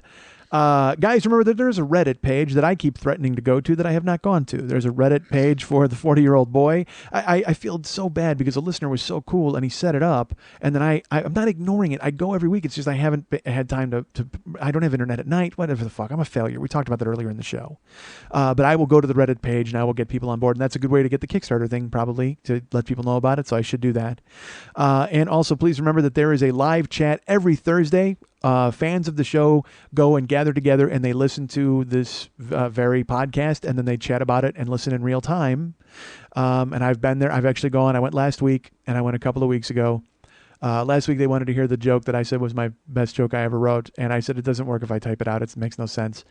And then I typed it out as I left. I go, there you go, goodbye, and I left. So I didn't have to hear if they liked it or not, because they could have fucking hated it. I have no idea. But just remember, that's at Mikepedia.com. That's Mike. MIKE dash the letter A dash PEDIA.com. Now you're probably thinking to yourself, why are there hyphens in there? You know why? Because there's already a Mikepedia.com. God damn it. But it's, you go to Mike dash a stupid, because sounds like UH. Mikepedia.com. It's Mike-a-pedia.com. And that's Pacific time, 7 o'clock, which means, of course, 9 o'clock in Chicago, 10 o'clock in New York, 5 o'clock in Hawaii. I have no fucking idea what time it is in Canada, because, again, those people don't have clocks. We've discussed this. So go and chat and listen and see the people that are there. And you'll meet people that I've even mentioned on this show, like our friends Leanna and Liana, and our friends Hannah and Sabrina, and Chris, who is responsible for putting the whole thing together. I appreciate that, Chris. So yeah, go and check that out. Why are you making a Mr. Mustache? As I'm sitting here, Lily is she's putting her hair over her lip and smashing it with her nose and making a mustache. She's very Raleigh fingers. All right, it's a good look. That's how bored you are with this show. Honestly, you're like, obsessed with facial hair. I guess. Yeah, she took a picture of my ridiculous beard. It's not ridiculous. I look fucking great. I got to shut the fuck up. I like it. I don't know why I keep making a bet. Yes, I see you. You've got a double mustache. Take a picture of that and put it online. There you go. And a beard. You know who you look like? The V for Vendetta mask. Remember the hair of September. That's what Lily's got. Hi. Oh, Christ. So remember to go to MikeSchmidtComedy.com. Remember to go to Facebook.com/The40-Year-Old-Boy. Remember that you can still get my copy of Road Stories, which is Murray Valeriano's podcast, is out. Paul Goebel's podcast is out. I'm hoping to do other podcasts very soon. Also, all right, look. We've come to the point of the show where I'm sure all show long you've been going, when is he going to fucking talk about that waxing thing that he talked about last week? And I understand that, folks. And I will tell you that I had initially planned to build the show around that. But also, there's a reason I didn't build the entire show around it, and here's why. I initially planned to start talking about that and get into it, but then I was taken with a young man named Corbin downstairs. So I started talking about Corbin, and as I started talking about that, and I spiraled off into other things, and I started to talk, and then I realized where we were at. It was like $1.40 or something, and I went, holy shit, I can't talk about what I want to talk about. I looked at Lily and go, I haven't even gotten to the waxing yet. And she's like, well, you got to save it. I go, well, the thing is, I was going to save it anyway. There's a reason I have to talk about it next week. But I haven't even talked about it. That just seems ridiculous that I haven't touched on it. She goes, well, don't worry about it. I go, well, I'll do it on the way out. So here's the thing, folks. Last week I threw a poll to you. That's the bad choice of words. Last week I asked you people to vote on something. And it was I was going to get waxed. I'm going to get waxed in a region, in the waxing region. I'm getting a Brazilian, a Boyzilian, a he wax, whatever the fuck you want to call it. So I can't decide who's going to do it. There were pros and cons. Was it going to be a girl? Was it going to be a guy? And I had pros about one and cons about the other. And which is the best story? How you guys felt about it? How I felt about it? Whatever. So I threw it out to the masses. I threw it out to you guys to do some voting, and a lot of you voted. Thank you so much. I will tell you, I was shocked that there are some people that I genuinely know that didn't vote, and I was like, why haven't you voted? That seems odd. But that's fine. I won't. Yeah, it's literally like people that I know, or not know, but I mean people that I feel I know through the show and who did not vote. And I'm like, that seems strange that nobody would vote. Whatever. But a lot of people voted, and I will get into the numbers breakdown next week. All right, because there's a reason I can't now. But I will tell you one particular set of numbers, and that will explain why we have to wait till next week. Because as of voting that it was tallied this afternoon, before I left the house, that's why I got up at 2 o'clock today. I said I had a lot of stuff to do. I had to tally these votes. I had to figure out any late stragglers, any latecomers that came in. And thanks to the latecomers and the stragglers and the emails and the people on Facebook and Twitter and everybody who's voted, folks, when I left the house today, tallying stood at 68 votes. Jesus Christ. For me to go see a man. And 68 votes for me to go see a woman. That's right, folks. It's a tie. And that was why I was going to talk about it and say, well, let's fucking get to it next week. Because I got all the numbers breakdowns for you, but I said there's no point in doing it because the voting has not concluded. 68. And that was with 3 that came in today. Two girl, 1 guy to tie it up. Because it was going to be a guy, but then 2 girl and 1 guy came in today just when I was leaving the house. And I'm like, fuck. All right, it's a tie. It's a ridiculous fucking tie. So it's a tie, folks. So I need you to keep voting. However, I will throw this caveat in there because I mentioned pros and cons last week about the guy and he's in a room above a bar and I didn't know if it was a real place. I had no fucking idea. And I said the pros of the woman were that I have, I have a gift certificate to go to the spa and all these different things, blah, blah. So people were like, that weighed heavily on a lot of people. They're like, you should go see the woman if you got the gift certificate. That seems good. Well, I have to remove a pro, folks, because it turns out my gift certificate is not good for spa services. It is only good for spa products. So if I were to buy an exfoliating mitten after this procedure, I would have a gift certificate for that. But for the procedure itself, no. It is just, so now guy and girl are on even footing as far as cost. One costs a little more than the other. I won't tell you which because I don't want that to influence the voting in any way. Because look, we're at 68, folks. We're at a tipping point. We're very sensitive right now. As sensitive as I'm going to be after the procedure. That's where we're at right now. So I need you to continue voting. Anybody who has not voted, please continue to vote. Send me an email. And again, I have the number of breaks down because there's like 10 people who suggested this and like 5 who suggested. I have it all. Believe me, I've got it all cataloged at my house. I did not bring it along, so I did not get tempted to go into the numbers. But suffice to say, I'm proud of all of you for all of what you're telling me to do. And I appreciate they're like logic, like big emails with like 3 paragraphs of people breaking it down of what I should do and why they think I should do that and why I shouldn't do this. Thank you. I appreciate it. And I love the level of thought. Here's my other favorite thing that I like. There's a woman named Mary who's really nice. And I've met her. I met her in Seattle and Portland, I believe. And Mary actually voted against waxing altogether. She was like, and she's like, you know why? Because I don't like the look of that on a man. And on Facebook, I actually wrote, you're talking about like my junk, right? Like I mean, no offense. I mean, I appreciate you weighing in with that position, and I'm glad to know what you prefer. But you're never going to see it, right? I had to make sure that she knew that I wasn't going to be putting up evidence of it afterwards for everyone to go, oh, look, that's what it looks like. No, you guys trust me. Anybody who even wants to, if you want to contact me privately, believe me, I'm sure it'll be on my phone and I'll just fucking text it to you. But honestly, it was kind of cute, actually. She's like, nah, you know what? I don't like that look on a guy. I don't think you should do it at all. And in my head, I'm like, well, okay, that's great. But you're never going to see my cock, right? You're aware of that, aren't you, Mary? But it was her way of taking a stand against waxing in particular. And I said, good for you, Mary. That's fine. Go ahead and take a stand against waxing. But I got to tell you, you're not influencing my decision one way or the other because I'm going, whether it's going to be, I don't know if it's going to be a dude or a lady or a team. It might be a team. I might get a dude and a lady. I might get a fucking crew. I might get a tranny, a dude who looks like a lady. I got no fucking idea. But bottom line, I'm going to be on a table and I'm going to be getting fucking ripped. It's going to happen. Whether you think it should or it shouldn't, it's going to happen. But we need to continue the voting, folks. 68. I was disappointed there was no 69, quite frankly. I'm like, oh, if only that would have been so perfect. Because some guy just donated to my show $69.69. All right. Here we go. And someone on Kickstarter donated like $1.69 and something else. I'm like, oh, yeah. My brother up top. But yeah, so it was like, all right, that's fine. But so please continue voting, jump in, man or woman. And again, remember that pro is off the table. It's a level playing field. It's an even playing field. It's a bare playing field, folks, is what I'm saying to you. So go ahead and jump on, vote as much as you can. I need to know, you need to know, we all need to know. And next week, unless it's a tie again, next week I will get into the results because there were some very interesting numbers, folks. I actually have the people at 538.com breaking it down, and we're going to have a pie chart and some graphs. And I will tell you, the graph is constantly going up, by the way.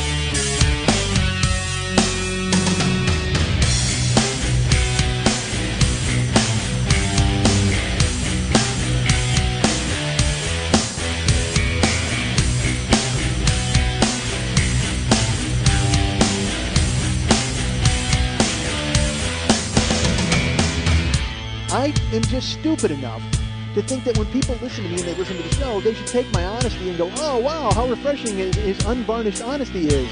And the fact that he's willing to have a scorched earth policy and have no friends or no fucking future is so refreshing and great. But then they'll say to me, hey, do you need somebody raped with a stick? I go, yes, I do. Done. They'll take care of it for me. Thanks, Snake Rape. Oh, no one listens to show, bro? Wonder why? Wonder why no one listens to show, bro? I don't want to listen to show, bro. Please.